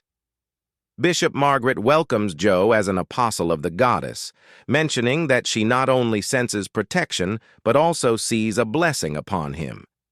She tells Joe she can perceive the goddess's blessing and protection. She explains that no apostle has received both a blessing and protection since the hero Kojiro-sama, and Joe looks at her curiously. She gestures to a portrait behind them. He quietly remarks that it depicts the old Japanese Army's Type 89 medium tank. The painting portrays the war against the demons, and seeing the tanks, Joe realizes Kojiro-san's blessing from the goddess might have been an inventory ability, just like his. As they walk back, Joe reflects, realizing he and Kojiro-san may share many similarities. He wishes he knew more about Kojiro-san. Behind him, both women seem nervous about Joe's role as an apostle. He turns to reassure them, and they join their hands, thinking he's speaking. He suggests they celebrate An-chan with a meal for him. Their faces light up. An-chan says she knows a good place and leads them to Marduk's restaurant, where Marduk welcomes them warmly, spatula in hand. She mentions it's been a while. Joe wonders if it's a teppanyaki stall. Marduk gives him a puzzled look, then exclaims he's the famous Explosive Joe. Joe is silent at this, while An-chan confirms that yes, he's Explosive Joe due to his incredible magic. Marduk is impressed, noting Joe appears like an ordinary guy. Joe feels embarrassed about the nickname and rubs his nose. Marduk promises to make something special for him. When the food arrives, Joe wonders if it's just okonomiyaki. An-chan enthusiastically says it looks delicious, cutting it skillfully, and Belle comments on An-chan's adept spatula handling. Joe recognizes this as a Kansai style of cutting. He wonders if this is another tradition Kojiro-san brought into this world. Belle observes that Jinguji-sama is deep in thought again. An-chan suggests they dig in, but their mood is disrupted by loud shouting nearby. A man yells, asking if someone has a problem with him. Joe and the others turn to see a confrontation. Marduk mutters that it's a fight, and in the distance they see a man lying on the ground with another man towering over him, sword at his waist. The man on the ground glares defiantly at the aggressor, who only becomes angrier. He curses and begins to unsheathe his sword. Someone in the crowd calls him Sergeant, reminding him they're in a city, but the sergeant ignores him, telling him to be quiet. The sergeant points his sword at the man on the ground, demanding to know his response. He offers forgiveness if the man apologizes now. The sergeant swings his sword. Joe rushes in to intervene, initially planning to give a warning but realizing it's too late. A loud bang grabs everyone's attention. They turn to see Joe standing with a gun in his hand, ordering the sergeant to drop his sword. The sergeant looks annoyed but notices the bullet mark on the rock beneath him. He questions Joe, asking about the magic he used, while his comrade whispers that this is bad, recognizing him as Explosive Joe. The sergeant mutters, realizing he's facing the Joe. Joe repeats his command, instructing the sergeant to drop his sword. Frustrated, the sergeant complains about the city's dullness, while the man on the ground tries to reason with him. Joe grabs the fallen man's hand, asking if he's all right. Despite being helped up, the man, distracted, points toward Marduk's stall, commenting on how delicious it smells. Later, the man eagerly devours food with Joe sitting beside him, noting that he must have been so hungry he nearly passed out. Joe tells him it's on the house and encourages him to eat as much as he likes. Belle blushes at Joe's generosity, while Marduk comments on how much the man is eating, wondering how long it's been since his last meal. Between mouthfuls, the man says he hasn't eaten in 2 days since arriving in Sveni. After finishing, he takes a deep breath and bows to Joe, thanking him sincerely for his kindness. The man introduces himself as Locke from a southern village, promising to repay Joe for his generosity one day, then takes his leave. Joe is glad Locke is doing better and asks An-chan if Locke's situation is common. An-chan replies that the sergeant also isn't from Sveni. After a moment of thought, she suggests he's likely a mercenary, one rumored about in the Adventurers Guild. Joe recalls hearing that mercenaries are arriving from Tars, a citadel to the west of Sveni. While Sveni has active adventurers and merchants guilds, Tars is said to be dominated by a powerful mercenary guild. Joe speculates about the previous altercation, suspecting Locke might have been the one to provoke the sergeant, and wonders about Locke's ties to the mercenaries. Marduk calls out to Joe, insisting on treating him to extra meat this time. Joe happily accepts, and Marduk adds that it's great to see Joe helping others. He compliments Joe's skill, noting that the dent in the ground near the sergeant's foot is truly impressive, explosive magic. Joe looks at the dent on the iron plate, and then at his plate of takoyaki, wondering if he could make something similar. The next day, he visits the orphanage with members of the Merchants Guild. Margaret announces to everyone that today, they'll be receiving a special treat from Jinguji-sama. She folds her hands and tells them to be patient and behave, as the children smile eagerly around her. Marduk and the dwarf approach Joe, proudly saying they've prepared what he asked for. Joe checks his wristwatch, noting that everything should be ready by now. Antonio chuckles, eyeing the plate of Osaka-style takoyaki, commenting that he's never seen anything like it before. Tendar grumbles as he eats, annoyed that Joe made him create a dented iron plate, though he admits it's impressive that dwarves could finish it overnight. Marduk joins in cheerfully, cooking the takoyaki with ingredients he sourced from the market. Joe uses dried seaweed and mushrooms for stock, pleased he found some dried octopus. When Eldra takes a bite, President Antonio exclaims in surprise, commenting on the octopus inside, remarking how unusual it is that such a fearsome creature can be eaten like this. His comment makes the elf lady pause mid-bite. Margaret expresses her heartfelt thanks for the unique and delicious treat. President Antonio laughs, praising Jinguji-sama's remarkable knowledge. He pulls Margaret aside to share a suggestion.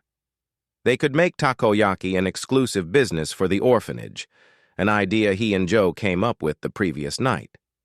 Since young people like An-chan, Belle, and Marduk often struggle before gaining independence, Antonio plans to handle the exclusivity arrangements. He adds that the market will thrive if more job opportunities are created. Joe watches from the shade of a tree, content to see the orphanage children enjoying the treat. Belle approaches him, holding back a smile as she thanks him for looking out for the orphanage. Blushing, she covers her face with her hands, saying he's been that way since they first met, strong, caring, and always helping others. Joe blushes, flustered at her compliment, and quickly returns to his food, saying he's just doing what he can. He admits that if he could help without using force, he'd be even happier. Later, at Sveni's southern west bank of the Great River, Joe considers he needs to practice with his new equipment. An-chan, seeing the large staff-like weapon, asks if that's what he means by training. Joe nods, advising her to stay clear as it could be dangerous. Checking his inventory, he's surprised to find new equipment added, likely a result of his monster-slaying efforts and recent rank increase. During the goddess's blessing lecture, he'd been advised to add more tools as he advanced. He scans the surroundings with binoculars, deciding that a distant boulder looks like a good target. He shoulders the 110mm Panzerfaust 3 anti-tank weapon. The missile obliterates the boulder entirely. An-chan mutters in amazement, noting that the boulder vanished. Joe remarks that he needs to be cautious with this weapon. An-chan then points out something alarming, saying it's not about needing another shot. She explains that the boulder is moving. Joe's eyes widen as he realizes the boulders are actually boulder giants, now awakened and moving to attack a nearby ship. An-chan, worried, says that if this keeps up, they'll end up heading straight towards Sveni. An-san and Joe rushed back to Sveni, reporting the situation to the Adventurers Guild and the city guards. Joe hands over his smartphone, explaining that, although it might sound unbelievable, it shows what they witnessed downstream along the Great River. Amanda, Goliath, and the Guildmaster are stunned by what they see. They realize it's a guardian golem. The guardian golem, an artifact from the ancient southern ruins, is said to remain dormant, but Goliath crosses his arms, admitting he's never heard of it actually moving. The guildmaster tells Joe that regardless, these golems are heading straight for Sveni. Joe confirms, prompting the guildmaster to call for Amanda under Albertson's guidance. Meanwhile, the people near the river port are swiftly evacuated into the city, and those with long-range magic and bows are positioned atop the walls to intercept the golems. Joe tells Amanda he'll intercept the approaching golems outside the east gate. She acknowledges his plan and wishes him luck. Anchan calls out in concern, but Joe reassures her that he'll be fine. He asks her to monitor the golem's movements from above, trusting her sharp eyesight. With newfound determination, she tells him to leave it to her. Joe swiftly exits through the east gate. However, the golems are already nearing the shore. Reaching an ideal vantage point, Joe prepares his spell and readies his weapons, summoning another one. This time, a freaking machine gun, hoping it can deal damage. Using his binoculars, he spots the same ship from earlier and realizes the golems are pursuing its crew. He notices the crew loading items onto a wagon and hears an unusual sound. It's the golem. Something is forming on its face. Moments later, a fireball blasts from the golem toward the ship at close range, striking it. Joe manages to keep his balance but recognizes the danger. The golem can use offensive magic. In response, he takes aim with his 12.7mm M2 heavy machine gun, mounted on an M3 tripod, and fires at the guardian golems. The shot hits one golem's arm, dislodging it. Seeing the significant damage, Joe continues firing, unleashing a barrage of bullets at the golems. This time, Joe's bullets strike the golem's face. He continues the barrage for a few more seconds, causing the guardian golem to collapse into the seawater. The guards cheer as they watch, exclaiming that Joe has sealed its magic and disabled its legs. Gilbert shouts in excitement, noting that it's working. Just then, Anchan calls out to Joe in alarm, warning him that more golems are on their way. As more guardian golems approach, Joe realizes he's got their full attention. He keeps firing, but suddenly one golem grabs another by the arm and hurls it in Joe's direction. It hurtles toward him at a frightening speed, leaving him momentarily frozen in shock. The unexpected move leaves everyone stunned. Gilbert exclaims in disbelief that the golem threw its own ally, while Anchan shouts Joe's name in concern. Fortunately, Joe manages to jump out of the way at the very last second. The hurled golem crashes into a nearby building.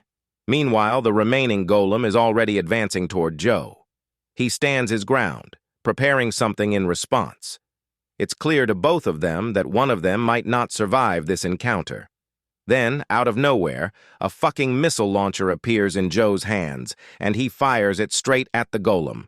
The giant stone ass creature has no chance to dodge. The missile's impact causes its head to crumble. Gilbert shouts in amazement that Joe actually did it. Anchan, too, sighs in relief. As Joe turns to give them a thumbs up with a smile, the golem unexpectedly rises again and begins launching fireballs. But this time, they're not aimed at Joe. They're directed toward the opposite side of the wall. The fireballs hit the nearby houses, sending people into a panic. Just as they believed they were safe, the situation takes a terrifying turn. Gilbert shields Anchan from the explosion. Moments later, another massive fireball is seen heading directly toward them. Anchan freezes in place, and Joe's face fills with despair as he realizes there's nothing he can do to stop it. Goliath steps forward with his shield, telling everyone to stand back.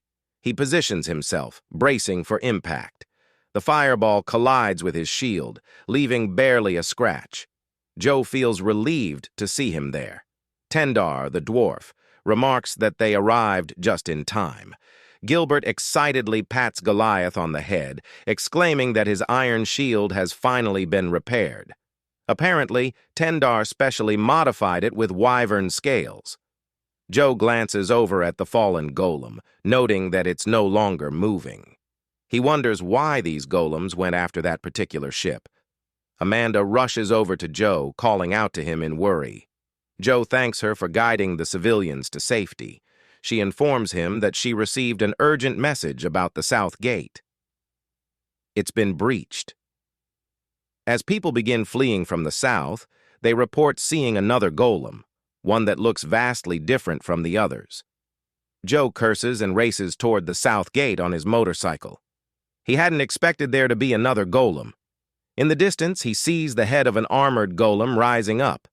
It appears to be searching for something, and Joe wonders what it's after. Looking through his binoculars, he spots the same man from the ship now riding a cart, carrying the same cargo. Joe realizes that the golem is pursuing the ship's cargo. The man on the cart curses, frustrated at how relentless the golem's pursuit has been. Taking a shortcut, Joe rushes to intercept the armored golem and prepares to summon another Panzerfaust III. But when he notices people hiding inside a nearby building, he realizes he can't use it without risking collateral damage. Joe realizes, with dread, that the golem has stopped right in front of Margaret's orphanage. The man on the cart is now holding Belle hostage, his sword at her neck, while his companion has grabbed a child. The man smugly declares that the golem won't attack as long as they use the children as shields. The sergeant instructs his companion to place the children inside the wagon. The man tightens his grip on Belle, making her wince, and says she's coming with him. With a smug grin, he warns the golem to stay put. He mutters that amidst this chaos, they've managed to acquire quite a few new stocks, glancing at the children they've captured. The golem finally moves to strike him, but Joe intercepts it, driving in with a powerful clawed vehicle designed for disaster relief by Hitachi construction machinery. Belle stares in confusion, muttering about an iron crab, before realizing that Joe is inside the machine. The golem grabs the pincers of Joe's vehicle, and Joe notes that their strength seems evenly matched. Joe decides to pull out his long rifle and shoot, but his bullets simply bounce off the golem's armor. He notes that his firing position is poor, with his aim angled downward. Frustrated, Joe adjusts his goggles, cursing the awkward angle. He wonders if he could manage a shot to the golem's eye. They lock eyes, and suddenly, the golem releases its grip on the pincers and steps back. Joe is surprised that it stopped fighting, wondering what caused it. Then, the golem begins to glow. Its eyes open, revealing Locke at the center, looking visibly distressed. Joe stares in shock, taken aback by the unexpected sight. Joe asks Locke why he was inside the golem, but Locke faints before he can respond, and with him, the golem collapses. It narrowly misses the carriage and the sergeant, though one of the sergeant's men injures his knee in the chaos. The children inside the carriage urge each other to escape and run. The sergeant coldly places his foot on his injured companion, who looks up in confusion. With a deadly glare, the sergeant calls him a fool, ordering him to focus on the fleeing slaves. Joe's eyes widen as he realizes what's happening, piecing everything together. The wagon is filled with children intended for the slave trade. This is why the golem had been chasing it. A woman steps out of the wagon, chains clinking as she moves. She sees the fallen golem and calls out to her big brother, Locke. The woman starts running toward Locke, but before she can reach him, the sergeant drives his sword into the chains around her legs, causing her to stumble. The sergeant mutters that she's the one he's after. Realizing the danger, Joe becomes tense, but the sergeant turns to him, calling him a magician and ordering him to drop his weapon. The sergeant wanted Joe's wand to be thrown at him. Joe complies, tossing his gun to the ground. Satisfied, the sergeant looks at the immobilized golem, muttering that it seems unable to move. Locke, looking both angry and exhausted, shouts at the sergeant to stay away from his sister Miranda. The sergeant glares back, calling Locke a brat and accusing him of interfering with his business. He raises his sword to kill Miranda, taunting Locke to sit back and watch his sister die.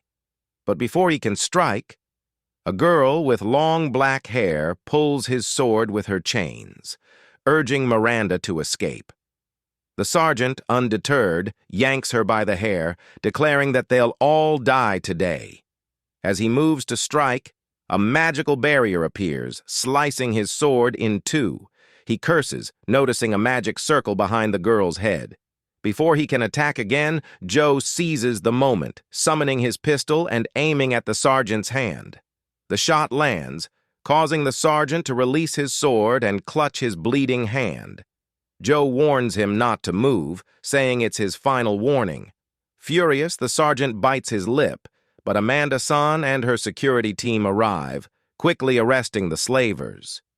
It turns out, these mercenaries from the Citadel of Tars are members of a dark guild involved in human trafficking. They will face trial by the Sveni Guild Council. The guards carefully extract Locke from the golem. He sees his sister Miranda waiting for him. Fortunately, Locke's golem caused no casualties. Joe feels relieved as he supports the black-haired girl, thinking Locke will likely face trial as well. Given the siblings' reunion under these circumstances, Joe hopes to help them in reducing Locke's charges. He wonders, though, how Locke acquired the power to control the golem. As Joe supports the girl, she begins to fidget, but he tells her to stay still, holding her by the shoulder and suspecting she may be injured. He wraps a cloth around her ankle, thanking her for her earlier display of impressive defensive magic. Then, as he finally looks at her face, his words falter. In her face, he recognizes Hitomi. Memories start flooding back to him. Joe uses his iron crab machine to help remove the damaged doors. Gilbert mutters that with Joe's iron crab, they should be able to repair the gate much faster as they work on raising the new door. It's been a week since the incident. Joe gives Locke a thumbs up, praising his efforts. Locke smiles, pleased by the gesture. Following the trial, Locke was sentenced to supervised probation and required to stay in Sveni to serve the city. His lenient sentence was due to his youth being only 18, and the fact that he was trying to save his sister. Margaret-san places a hand on Locke's head, saying she believes he's blessed by the goddess. Joe explains that Locke's ability to control the golem likely came from the goddess's power. Locke looks surprised. Miranda glances at him, asking if he was unknowingly controlling the golem. Locke nods, saying he acted out of desperation, which makes Margaret laugh. She advises him to learn to harness his abilities. It's decided that Locke will need guidance with his powers, and Joe is assigned as his mentor. Together, they work on rebuilding the city. Locke excitedly asks Joe where they should go next to help, just as he hears someone calling his name. He turns to see a few ladies on the bridge, admiring him and noting how young he is. They cheerfully call out to him, telling him to look their way. It's clear the people of Sveni have taken a liking to him, and he gives them a thumbs up, making them squeal with excitement. The children nearby are also thrilled, exclaiming over the real iron crab. The girl Joe initially mistook for Hitomi is there as well, watching the children and remarking on the crab's size. The little girl holding her hand calls her Nakrian Oni-shan. At that moment, Margaret announces it's time for lunch. The children rush back eagerly, but Nekrian stays behind. The little girl asks if she's coming with them, but Nekrian declines, encouraging the girl to go ahead. Joe observes from his seat in the iron crab. He knows this is Nekrian, a girl freed from slavery, but he thinks that she does look like Hitomi. Nekrian approaches him, holding the cloth he had wrapped around her ankle, and thanks him for his help, offering the cloth back. A sudden gust of wind sweeps the cloth away, and she apologizes as they watch it flutter off.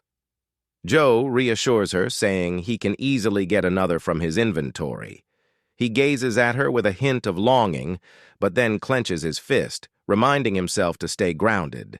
He tells himself that this can't be Hitomi, as he vividly recalls the news of terrorist attacks in Japan, where Hitomi lost her life. Belle approaches Joe to thank him for his hard work and informs him that they're ready to view the property. Agreeing, Joe calls over to Locke, letting him know it's time to check out the house. Locke eagerly complies, leaving the ladies behind, who promise to see him later. As Locke's guardian, Joe has encouraged him to be independent and acquire a home in Svenny.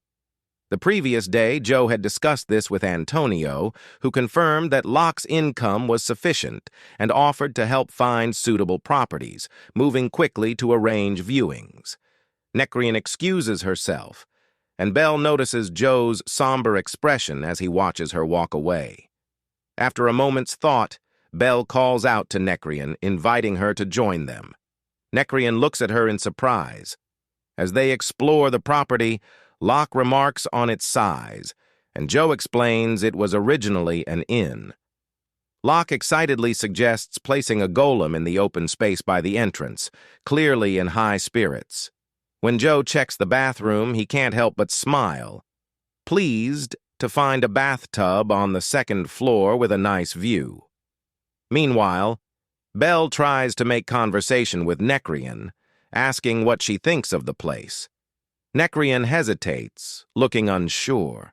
Necrian hesitantly asks Belle if she minds being around her, admitting that she has demon blood and wondering if Belle remembers her magic from earlier. Joe pauses, overhearing this, while Necrian lowers her gaze. But Belle reassures her, saying that as a girl she can't let the boys be the only ones deciding where they'll live. Belle notes that the house is large and difficult to maintain. With the upstairs bath, they'd likely need 3 maids to keep it in order, and she questions if they can afford that. Both Locke and Joe are impressed by her practical perspective.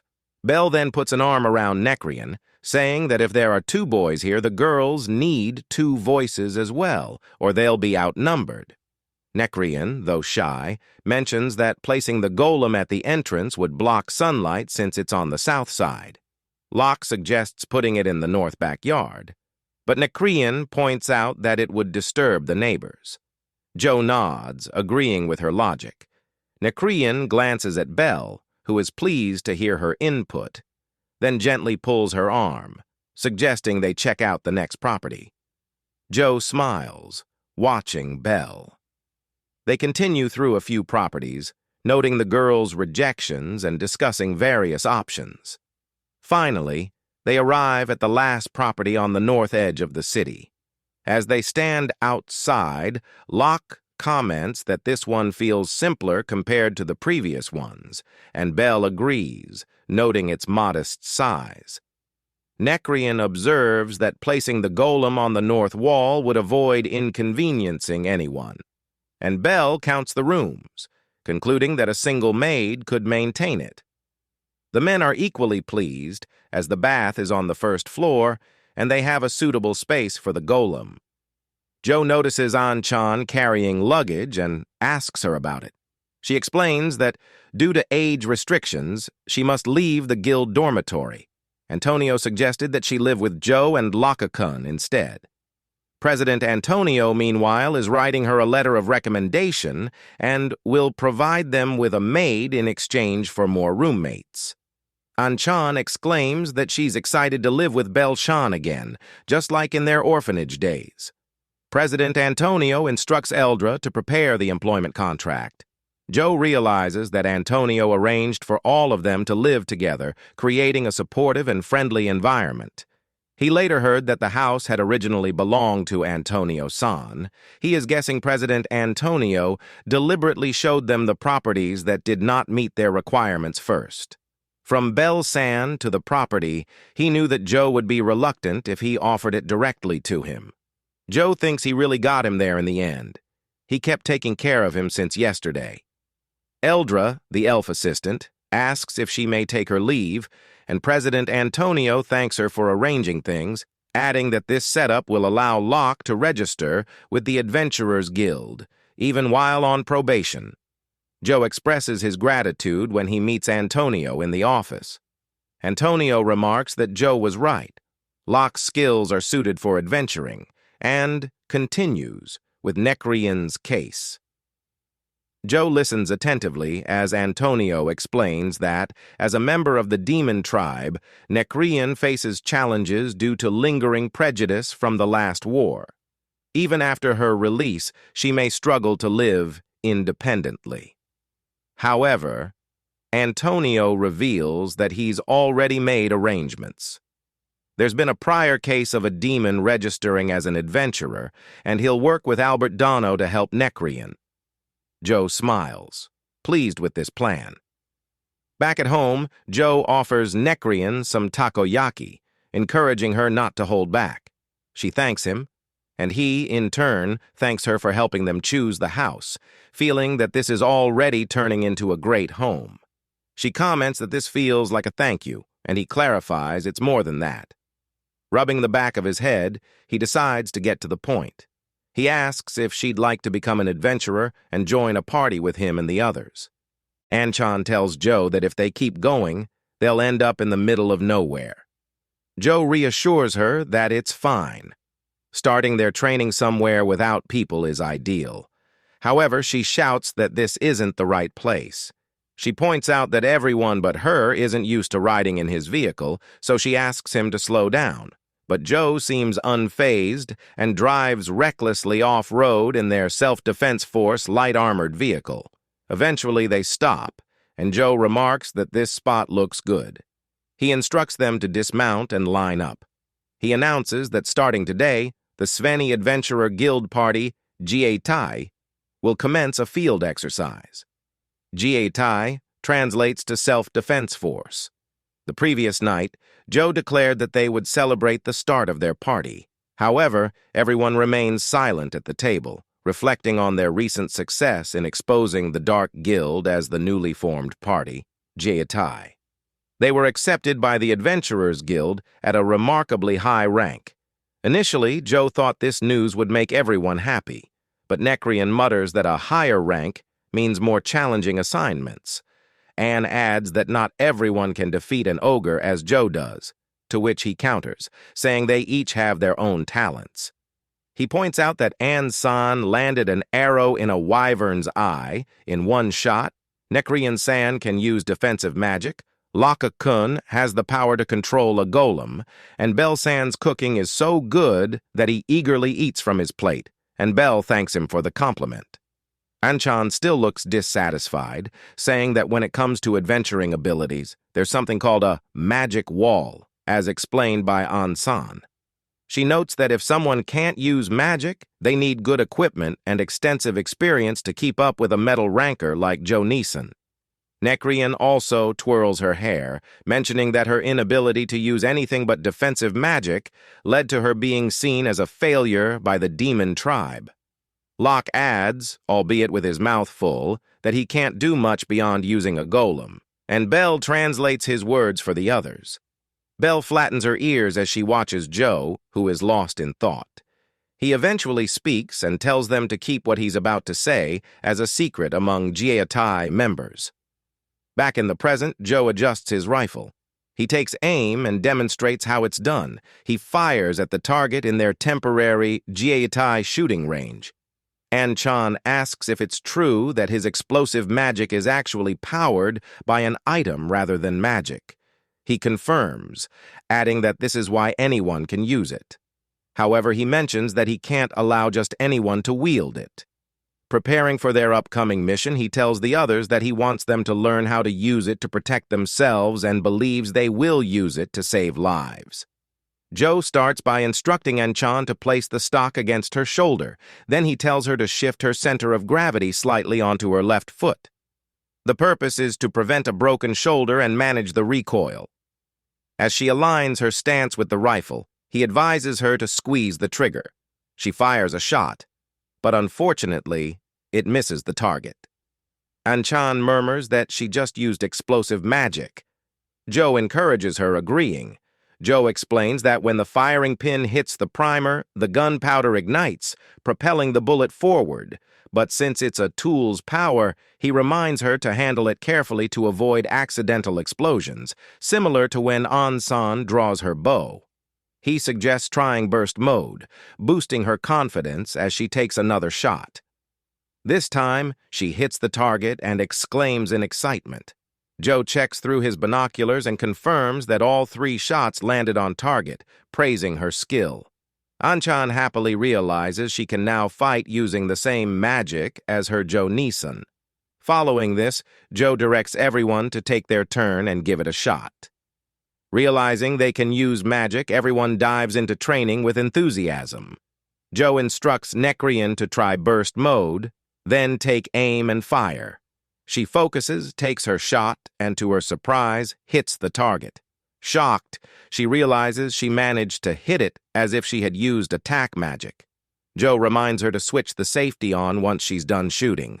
Just then, Locke calls out, and she fully realizes she used magic. Standing up, she seems especially excited for Locke-kun's turn, and Anchan cheers him on. Joe has Ansan and Locke-kun train with a Type 89 rifle, while he teaches Belle San to use a 9mm pistol for self-defense. Belle mentions her ears are ringing, so Joe promises to have earplugs ready for next time. Belle reports that they've used up all the rounds and collected the shell casings. She suggests they take a break. Everyone sits down and Belle begins handing out food. She praises everyone's hard work, mentioning Nekrian's sore shoulder while Locke expresses how intense the training was. Anchan suddenly points to Joe's can and asks if it's the famous Sveni canned food. Joe explains it's something Tendar-san developed to a practical stage. Nekrian seems intrigued and asks if it's ready to eat by just putting it in hot water. Joe smiles, noting she reacted the same as everyone else. He notices Nekrian poking her food, looking a bit disinterested, and wonders if she's not enjoying it. Just then, Locke excitedly digs into his food, telling Joe it's really delicious. Encouraged, Nekrian also takes a bite, and her eyes widen at the taste. Locke jokingly asks if he can have her portion if she doesn't want it, but she quickly says no. Anchan then asks Joe how her explosive magic went, and he praises her, saying she did incredibly well for a first-timer. He's also impressed with Ansan's accuracy. Once she got into the rhythm, she was hitting the target 90% of the time. Even with her advantage as an archer, it's impressive. While training, she mutters that she wishes she could hit closer to the center. Joe, needing a telescope to see the target that well, is surprised at her sharp vision. She's about to comment further when, suddenly, Belle lets out a startled scream, dropping all the plates to the ground. Anchan, puzzled, asks what's wrong. Belle, trembling, points to a slime on the ground in fear. Joe wonders if it's alive, and Anchan suggests they try slime hunting to earn some extra income for Jieikan. Joe asks if there's anything valuable to collect from slimes, and she explains that the core at the center contains a magic crystal. She notes that slimes are weak and slow-moving, making them ideal for a bit of extra money. Joe agrees to make it part of the afternoon's training. As they prepare, Joe senses something large in the woods. The slimes were bouncing away in another direction. Nekrian exclaims that she and Locke have managed to corner them. Through his binoculars, Joe sees the slimes entering Nekrian's line of fire and tells her to prepare. Anchan quickly steadies her rifle and, on Joe's command, fires several shots, stopping the slimes in their tracks. Once the central core is damaged, a slime's body evaporates, leaving only its crystal. Joe orders Anchan to cease fire and signals Belle to notify the others. Belle raises a flag to signal an end to the chase. Nekrian turns and realizes she's done shooting.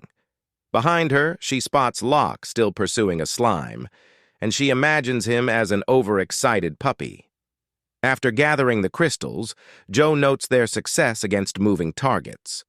Anchan, feeling proud, invites more praise, and Belle chuckles, commenting that it's well-deserved. They all laugh, noting that this haul is worth more than pocket change. But Belle, always cautious, reminds Anchan to rinse the crystals before bagging them. She pours sanitizer on the crystals, while Anchan rolls her eyes, insisting that Belle worries too much. They rinse the crystals, since slime fluid can dissolve materials. An-chan explains that hunting too many slimes can damage weapons, ultimately losing money. She's excited, as she's never gathered so many crystals before. Joe reflects that hunting excessively could turn into a loss, noting how tough the adventure world can be. An-chan beams, proud of her contributions. Just then, Joe hands them chilled bottles of juice.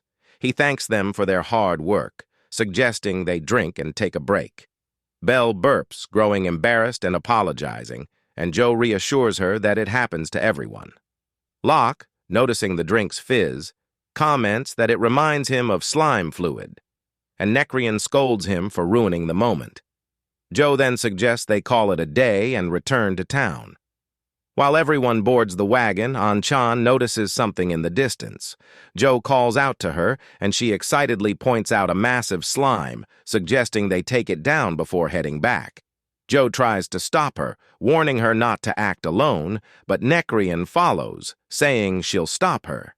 An-chan continues chasing the slime until it suddenly bounces off the ground and merges into a massive ball of slime, causing her to stop in shock. Nekrian pulls her back just in time, casting defensive magic to shield them both in a protective sphere against the oncoming slime. Joe runs to them, alarmed, but halts when he sees a rifle being dissolved inside the slime. He realizes the situation is dire and aims his rifle at the giant slime, only to notice that the impact affects the girls inside the shield. His weapon isn't powerful enough to reach the core. He thinks fast, looking for something with enough mass to break through, when he notices an iron crab claw nearby. An-chan anxiously asks Nekrian how long the shield will last.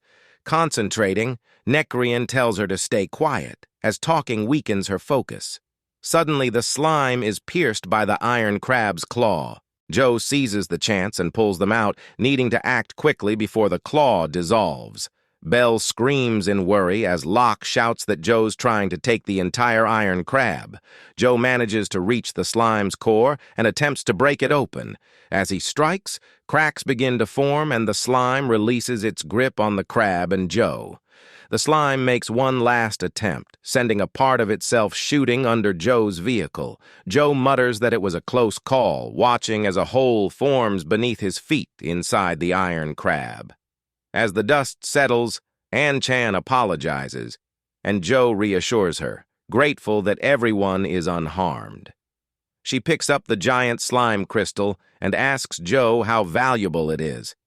Joe notes its toughness. Turning to Belle, she asks how many days of food the crystal could provide. Belle, calculating, notes that they're no longer talking about regular food costs. Locke mutters in awe that it's a treasure, explaining that the crystal's color indicates its magical attribute, with its white hue representing healing magic. He adds that the largest and purest crystals are rare treasures, seldom seen on the market. Joe agrees, remarking on its rarity. Nekrian, impressed, teases Locke, noting he actually knows something besides food. Belle mentions that Margaret Sensei from the monastery is highly skilled in healing magic, suggesting that if they're discussing the healing magic crystal, she could use it well. Hearing this, Joe agrees, adding that they should donate the crystal to the church. He looks at the group and admits, "I feel a bit strange giving away something so valuable so suddenly." Then he proposes that they also donate the proceeds from today's slime hunt to the church, and the group joins him in agreement. He then instructs everyone to prepare to leave, mentioning that he'll store the estaco in their inventory. The team responds in unison with a confident yes. They don't notice a slime crawling onto the top of the vehicle. Suddenly, the slime leaps toward Joe from his blind side, but Locke quickly steps in, positioning himself to shield Joe. Joe quickly brings Locke to Bishop Margaret, who is praying at the church, desperately asking for her help. Locke, injured and hanging from Joe's shoulders, had shielded Joe from harm. He shouts for assistance, explaining that Locke was badly burned protecting him. Locke, barely conscious, whispers that he feels cold, reaching for his sister's hand.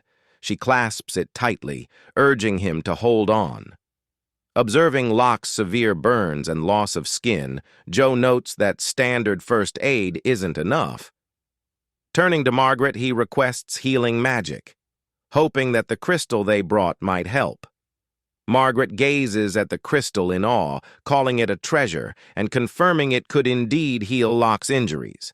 However, she admits that she lacks the power to draw out its full healing potential. The three fall silent, but Margaret continues, explaining that using such magic crystals requires matching magical power, an ability few possess in Svenny. "There's no way," Anchan murmurs in distress. As Locke, struggling to speak, asks his sister to forgive him, she silences him, clutching his hand and pleading for him not to leave her alone. Suddenly, a soft glow emanates from the crystal in her hand. Margaret notices this and exclaims that the treasure is responding to Miranda's energy. Running her hand over the crystal, she tells Miranda that the goddess has granted her the blessing of powerful healing. Margaret guides Miranda to Locke's side, instructing her to concentrate. As Miranda focuses, Margaret encourages her to feel the goddess's energy through the crystal. A voice asks what happened to Locke, and Miranda raises her hands, calling her brother's name. In a miraculous moment, Locke's wounds begin to heal as if nothing ever happened. Miranda, relieved, realizes she saved her brother, and Joe confirms it, though he notes that both siblings were so physically exhausted afterward that they needed weeks to fully recover. The girl listening to Joe's story sympathizes, saying it must have been difficult. Joe, hearing laughter, turns and invites her to look, pointing to Locke and Miranda, who are joyfully eating takoyaki together in the distance. "They're making up for the time they spent in bed by exploring the town and eating together," Joe explains. And the girl tears up with happiness. Saunders, her guard, hands her a handkerchief, gently pointing out that her tears are dampening her dress.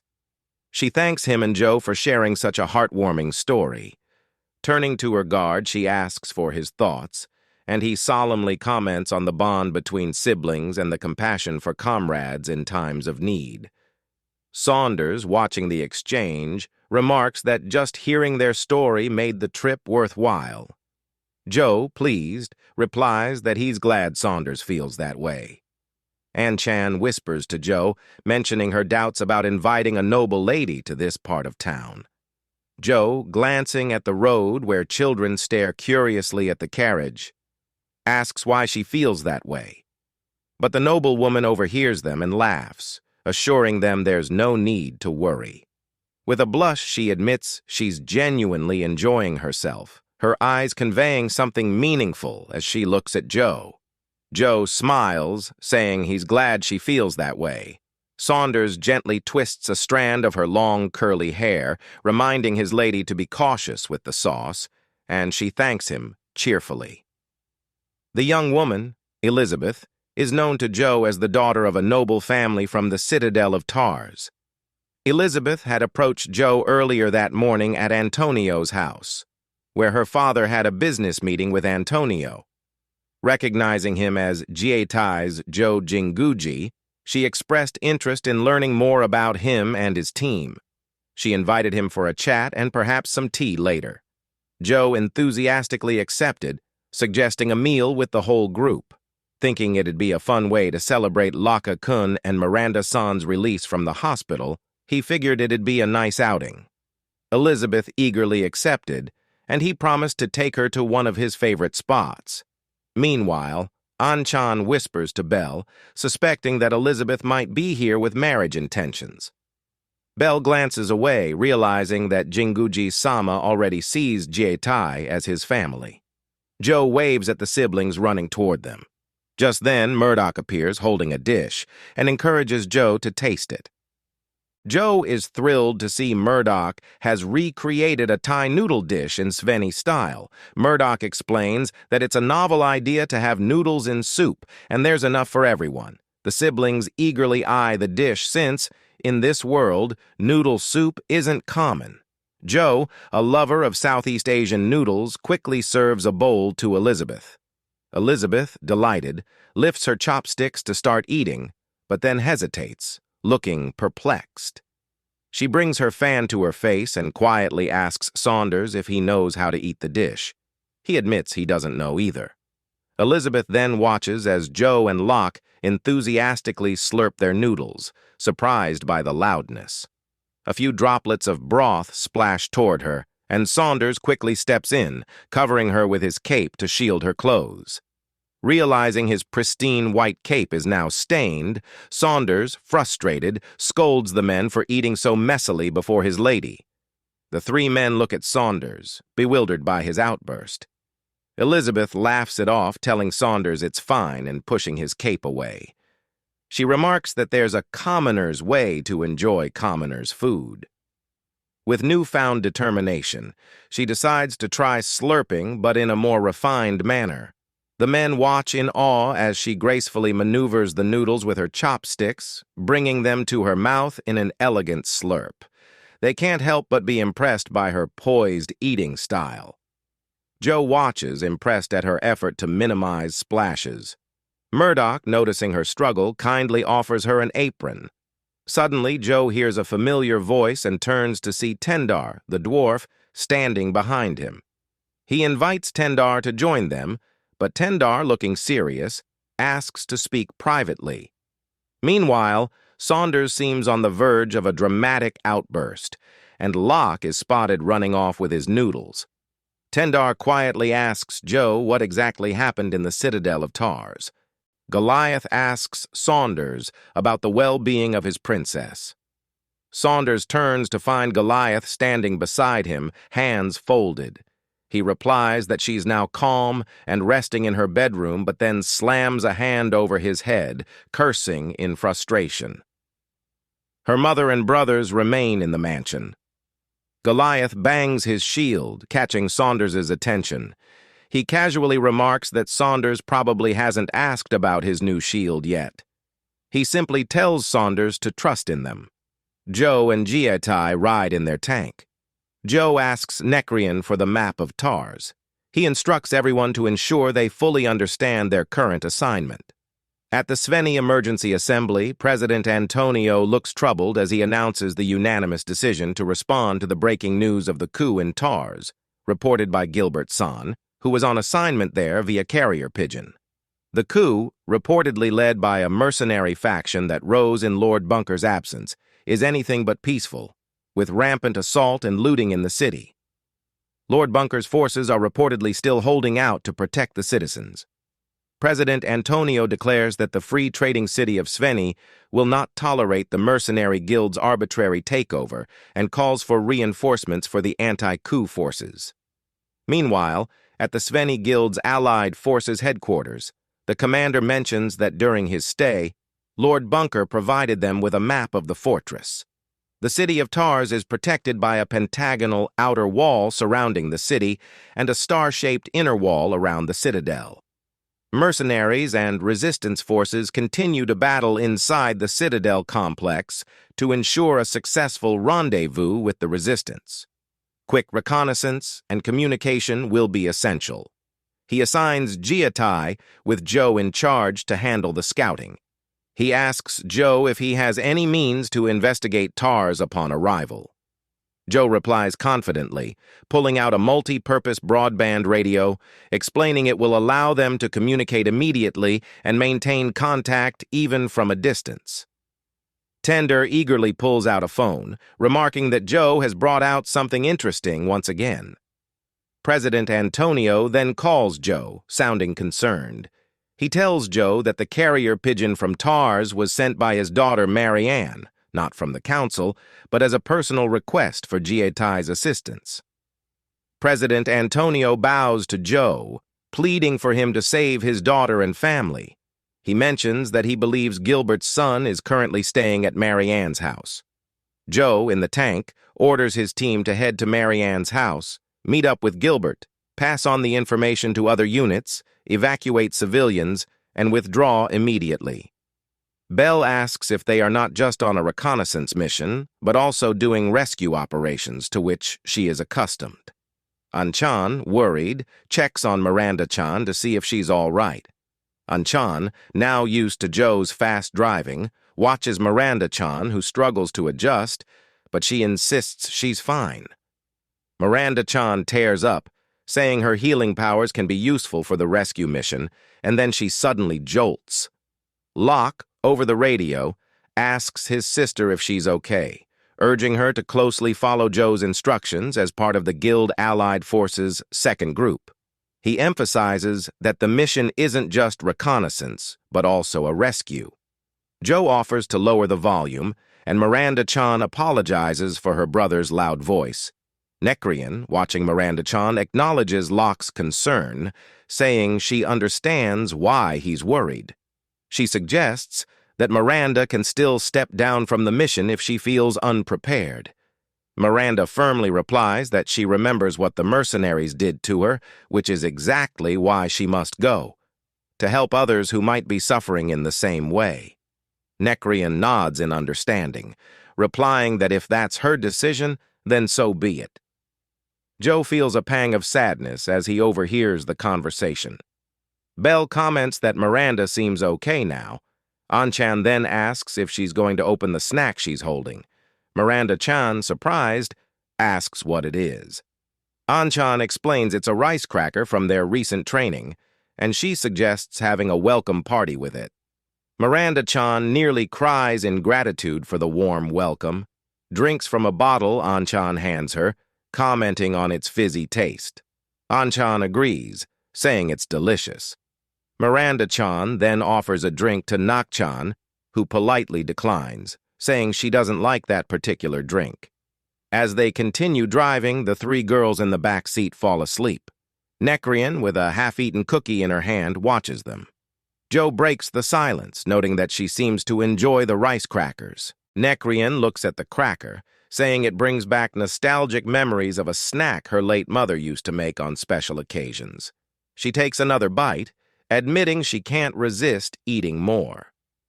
Joe nods, sharing that he too feels a sense of calm whenever he experiences anything that reminds him of home. But she comments that his hometown certainly has a lot of salty food. He responds that it's just her preference. He thinks most of it is just comfort food and preserved items. After a moment, she asks if she reminds him of someone from his hometown. His expression tightens, and he asks if she noticed. She nods, saying she observed how relieved he seemed every time he saw her, yet his face always looked sad. She asks about the person, but he replies that she is gone. They share a quiet moment as she holds the cracker close without taking a bite. Joe admits that she meant a lot to him, and he wishes he'd been there to protect her. He apologizes if he's looked at her strangely, explaining that he can't help thinking of her whenever he looks at her. She gently tells him he can't bring back what he has lost. She bites into the cracker, continuing to say that they should focus on helping Marion-san. As they reach the fortified city of Tars, he asks An-chan if she can spot anything. She replies that she sees guards on the walls but nothing else of note. She wonders aloud what Joe Nissan plans to do to find out what's going on inside, glancing at him as he gestures upward. Following his gaze, she spots a 4-motor medium drone. The girls are stunned by its appearance, and An-chan whispers that after the Iron Crab, her Joe Neeson has now summoned a fairy. At Marianne's house, her maid anxiously looks out a large window, asking Gilbert if help will really arrive. Gilbert reassures her, saying the Jieikan from Sveni will definitely come. She asks if Explosive Joe is truly as great a magician as rumored. Gilbert confidently replies that Joe is indeed an impressive guy. Suddenly, the drone appears outside their window, and Joe's voice comes through it. Joe addresses Mr. Gilbert, introducing himself and speaking through the radio. The maid, confused, asks what this is, and Gilbert explains that it's as he said. Mr. Gilbert speaks into the radio attached to the drone, updating Joe on the current situation in Tars and Marianne's family. Joe acknowledges the situation and informs them he has a plan, waiting for Dawn to act. Holding the radio, he tells them he's signing off. Joe sighs and asks Nekrian if she copied the information. Nekrian confirms and says she'll gather the team to join him. They ask Joe if there's a change in the rescue plan. He confirms, stating the original covert operation with minimal engagement is canceled. He explains that Marianne's child has a high fever and is very weak. Given the urgency, he designates a frontal assault on the castle wall as their entry point. Joe turns to Miranda-chan, asking if her powers can also heal illness. She confidently confirms, and he expresses relief. He instructs everyone to begin preparation, but An-chan hesitates, questioning if they're truly breaching the castle wall. She points out the risk of collateral damage if townspeople are held hostage. Nekrian reassures her, saying there are no hostages. An-chan looks at her in surprise. Joe slams his fist on the car's surface, startling everyone. He clarifies that those captured haven't been treated as prisoners of war. As they observe, they spot two men on top of the tower walls gambling, one accusing the other of luck. The winner smugly examines a dress he won, admiring its soft fabric and fragrance. The other man comments that it belonged to a young woman, adding that next time he'll keep the woman too. His companion warns him not to get too carried away. Suddenly, hearing a noise nearby, the men stand, drawing their swords, one wondering if it's an insect or a shooting star. Without hesitation, they sound the alarm, but before they can react, the building behind them begins to collapse. An enemy breach is declared. In a dramatic scene, the team moves forward with designated roles. Joe as commander, Belle as loader, Nekrian as driver, Anne as gunner, and Miranda as medic. They drive a Type 96 APC and a Type 16 maneuver combat vehicle. Entering the main street, Joe asks Belle for directions to Marianne's house. Belle instructs him to stay on the route but ducks as an arrow flies past. Men from the upper buildings are attacking.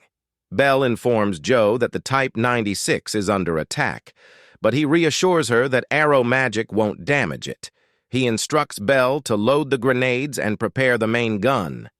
Meanwhile, a mage scaling the building walls yells that if fire and arrows fail, he'll drop the tower onto their steel carriage with a flaming bomb. Seeing the bridge ahead begin to collapse, Joe quickly orders them to cease fire. He comments on how well everyone is moving, crediting the extra training they did while Locke was recovering. He encourages them, saying Jieikan can succeed if they work together. The team feels energized and motivated. Inside the castle, Gilbert knows Marianne and the baby are reaching their limit. He tries desperately to contact Joe, but receives no reply. Cursing in frustration over the tower collapse, the maid, feeling helpless, tells him they need help now. Just then, Joe and his tank crash through the walls of their home. Joe assures Gilbert that he's arrived, apologizing for the delay in clearing a path. Gilbert responds that it's all right and expresses relief at his presence. Joe quickly asks about the baby's condition. Gilbert rushes over, while the maid carefully assists Lady Marianne, who's holding the baby. Gilbert replies that the baby is safe for now, but they need to act fast. The maid, still in awe, wonders if this is truly Jieikan. As a leader, Joe orders Nekrian to prepare for the rescue operations. Joe approaches Lady Marianne, introducing himself as Joe Jinguji, the escort her father sent to protect her. He urges her to evacuate with her baby to the steel carriage. Lady Marianne's eyes welled up with tears of relief, but her maid quickly urged her to get into the tank. Meanwhile, two figures stand atop a nearby building, watching as Joe directs the sick and injured to enter first, followed by the women and children. It seems the two are trying to identify someone. One asks if he sees their target, and the other, focusing intently on Joe, responds affirmatively. They both wonder aloud if Joe could be the second coming of the hero.